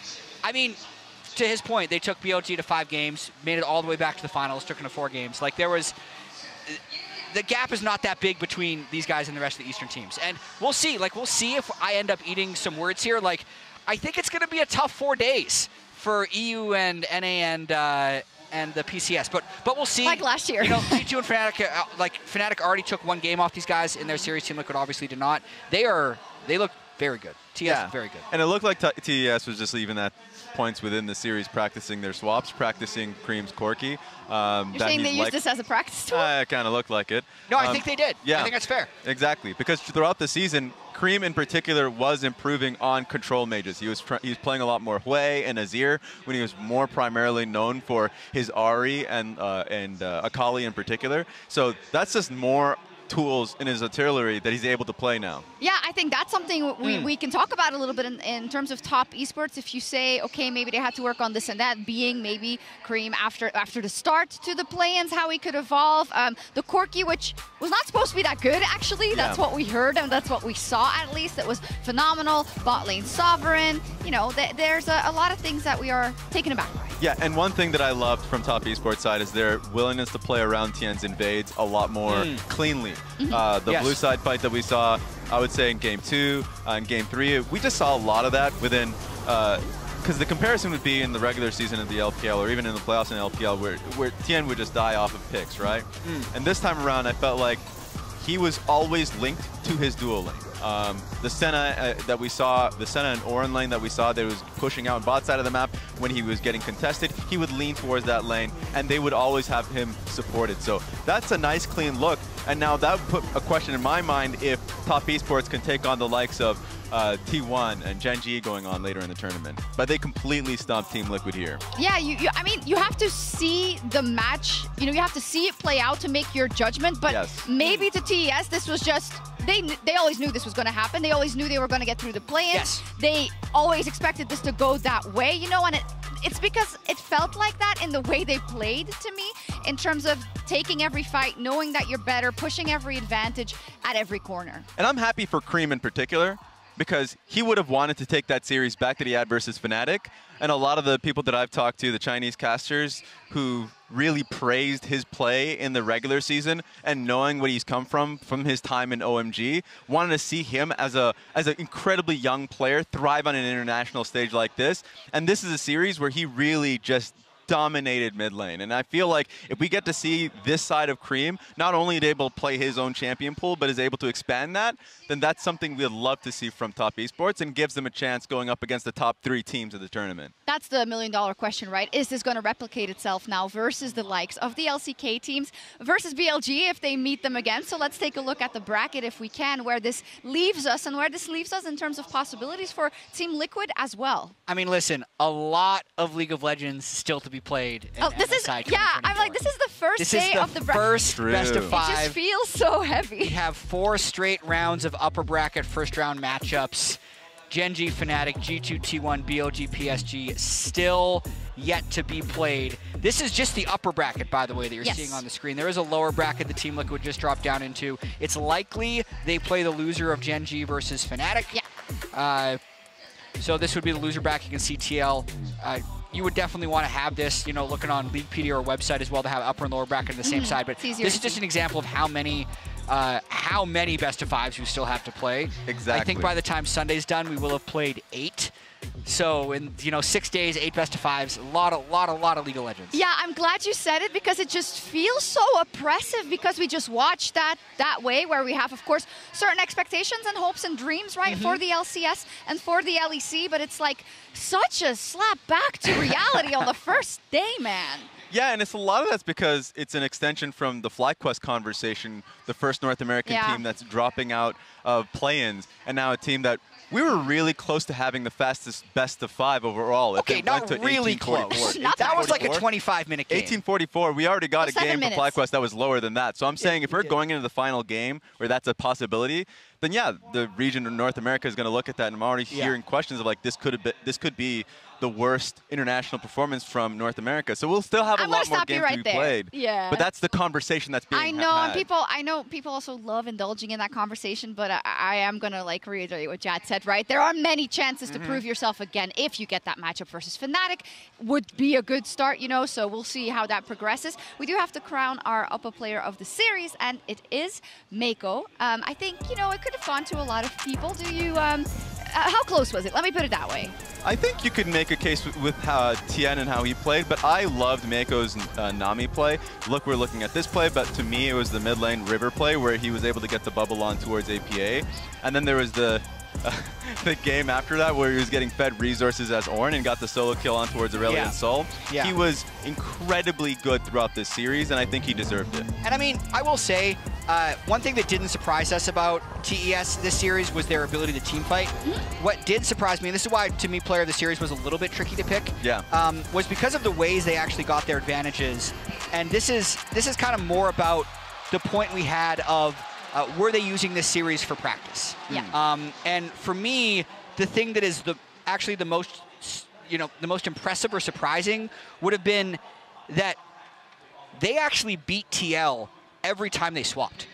Like, Jackie Love always hit level 6 first, and I don't know if Impact hit level 6 first. Maybe it was close, but he never gained a meaningful advantage. And like, I was really thinking, like, if there's a way Team Liquid would get an advantage, it would be that they could be sharper in their swaps because they put such a heavy focus on their ability to play macro throughout the regular season. But they didn't even do that, which to me is just, it's a testament to actually Top focusing in on learning lane swaps, executing lane swaps, and they actually did that as well as everything else better than Team Liquid today. Yeah, adding things to their toolbox as they go ahead here in MSI. And now we're joining Laura and Wendy with Tian for the Verizon post-game interview.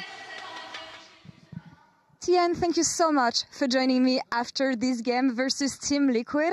I want to talk about what happened in Game 1. APA is known to banter in all chat in North America.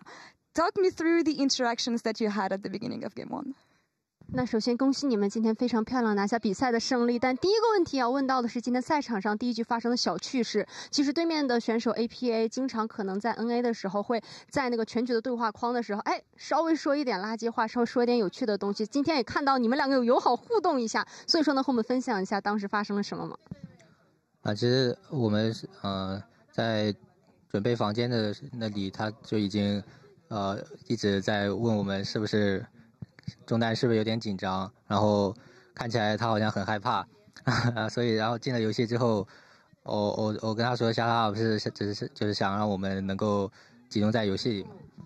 So to be honest, before the game actually started, in the ready room, he already typed something in the all chat like, "Oh my God, for your mid laner, you look a little bit nervous. Are you scared?" And something like that. And after that, so in the actual game, what means to my shut up is like, I just want my teammates, want all of us to just concentrate on the real game. So that's why. I love the banter here. I want to follow up on an interview I had with Jackie Love during the playing stage. He was saying that maybe you guys have been a bit too aggressive during this game, and that's something you should have been working on. Do you feel like you've been fixing these issues moving on?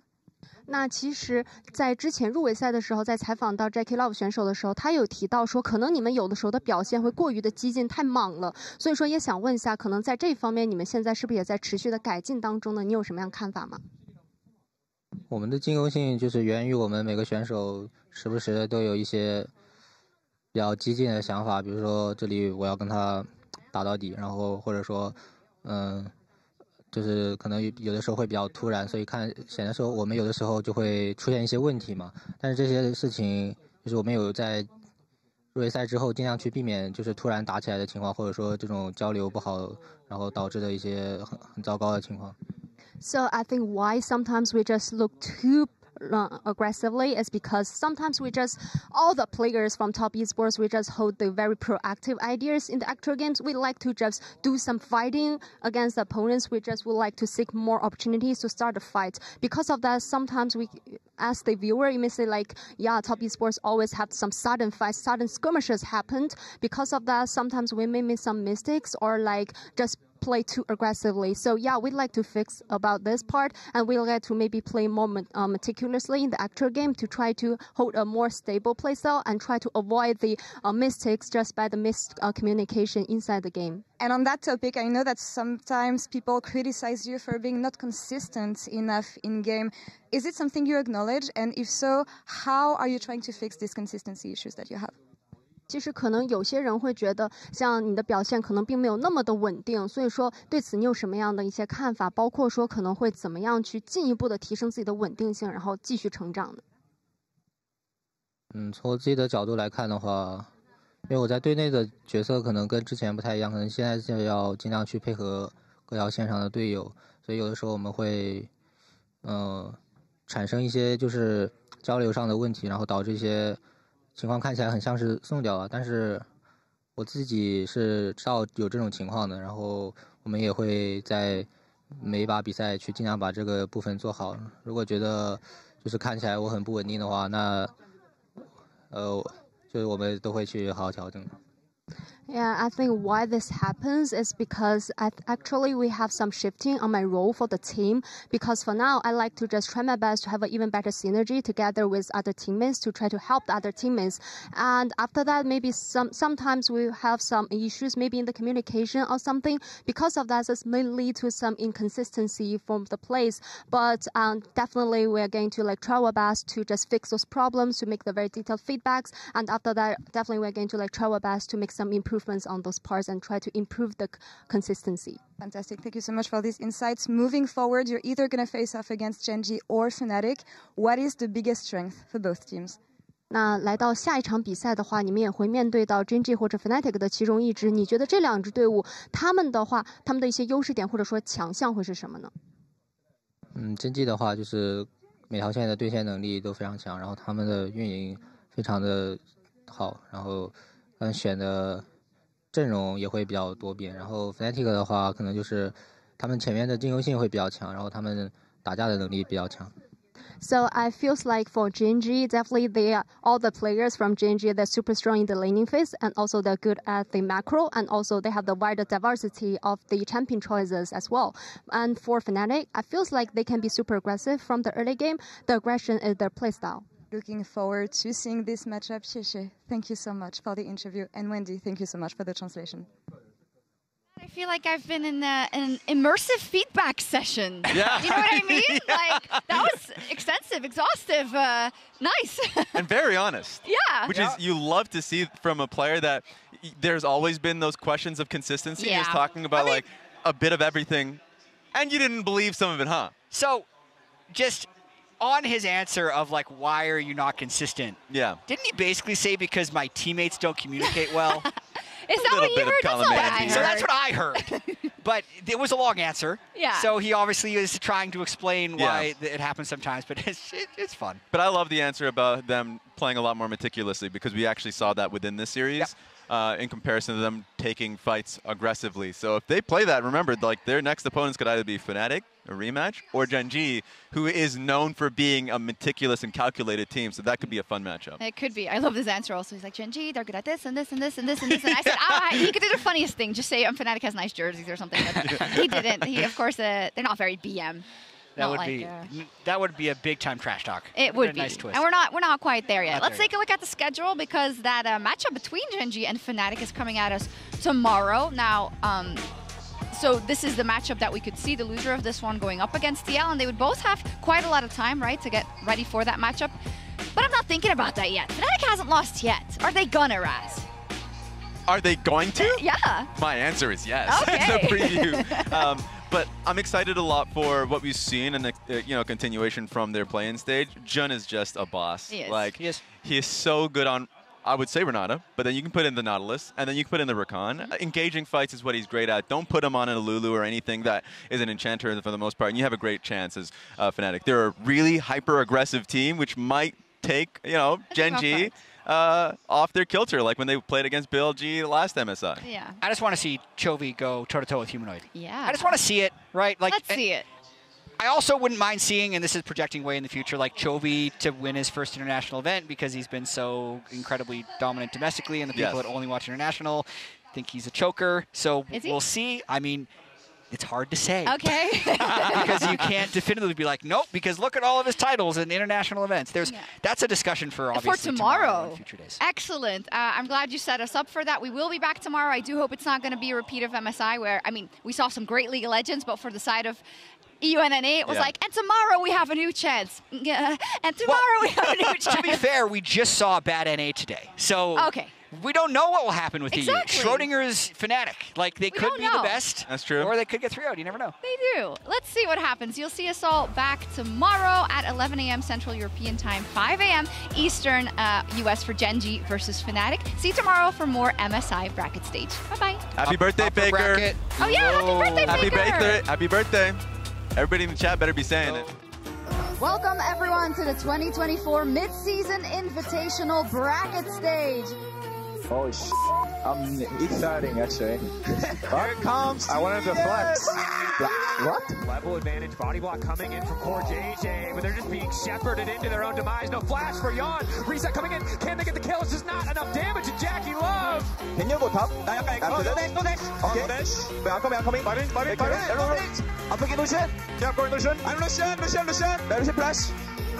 I got it. Mumty now trying to dash up to safety. Heads up play to use Dominion, but the calling is there. The bailout will not save him. Cream on a killing spree, and now on the bottom side, the 1v1, 369. He's already looking ulted. to lock up the target, takes his time. Going in, wants to lock up 369. Quick flash forward, flash to safety for 369. One more auto not going to come through, but Impact has a flash of his own. First blood now coming in. Impact, scrap shield holding on for a second. Tien about to fall. Here comes Mom for a bit of backup, and it's 369 to the backside. Unprotected, the exhaust on Impact is clutch. Jackie coming over the wall with the piercing shadow. He goes golden, but he's just setting up for the fall from Cream. The rocket perfectly timed. Cream on a rampage, and that's Tien over the wall, flashing with confidence. Oh, poor JD, this is not the one you want to look for, buddy. Wind becomes lightning. One already dropped. Quick flash coming in from Tien. Go. I'm clicking dump. I'm going first, no dash. Yeah, we got it. We got it. Meanwhile, Cream, I don't even know what the time, because they just disappeared in an instant. Yawn, hand delivered by 369. Tien stepping up, and everybody on the side of TL dropping down. Welcome to Chengdu, TL, TES. Happy to show you down to the lower bracket.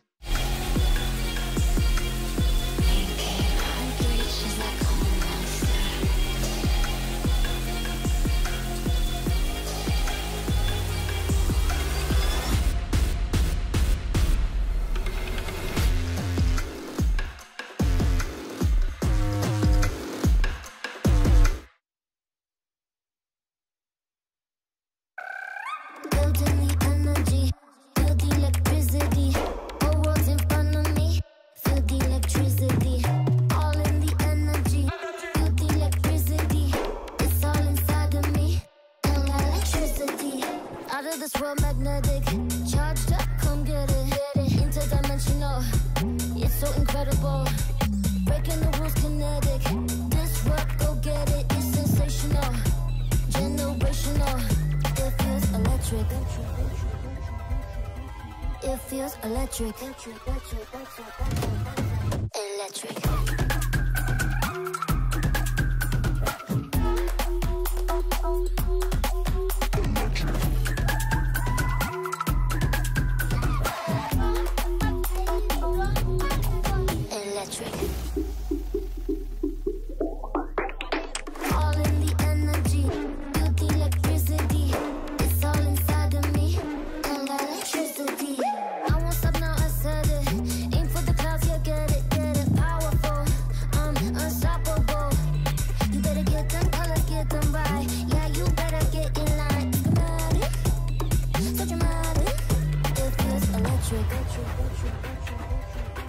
It feels electric.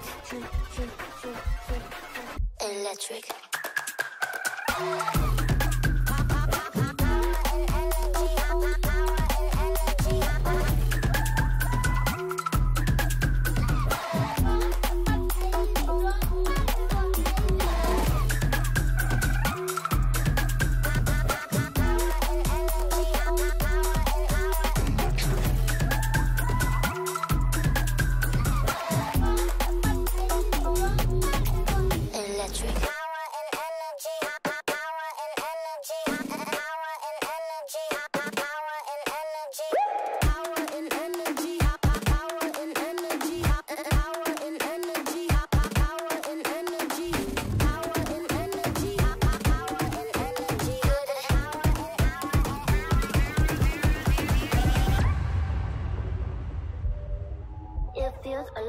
It feels electric.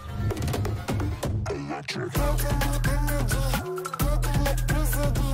All world's in front of me, feel the electricity. All of the energy, feel the electricity. It's all inside of me, and electricity. Feel the energy, feel the electricity. All world's in front of me, feel the electricity. All of the energy, feel the electricity. It's all inside of me, and electricity.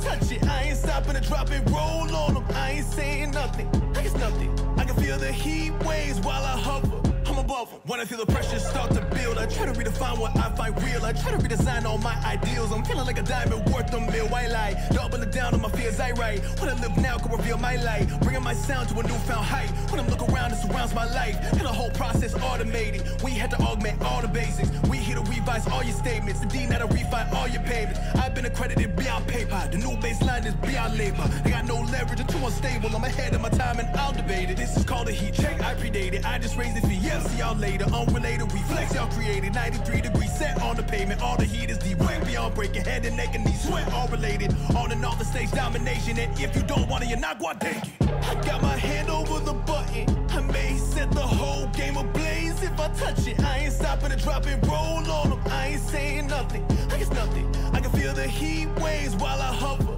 I'm above them.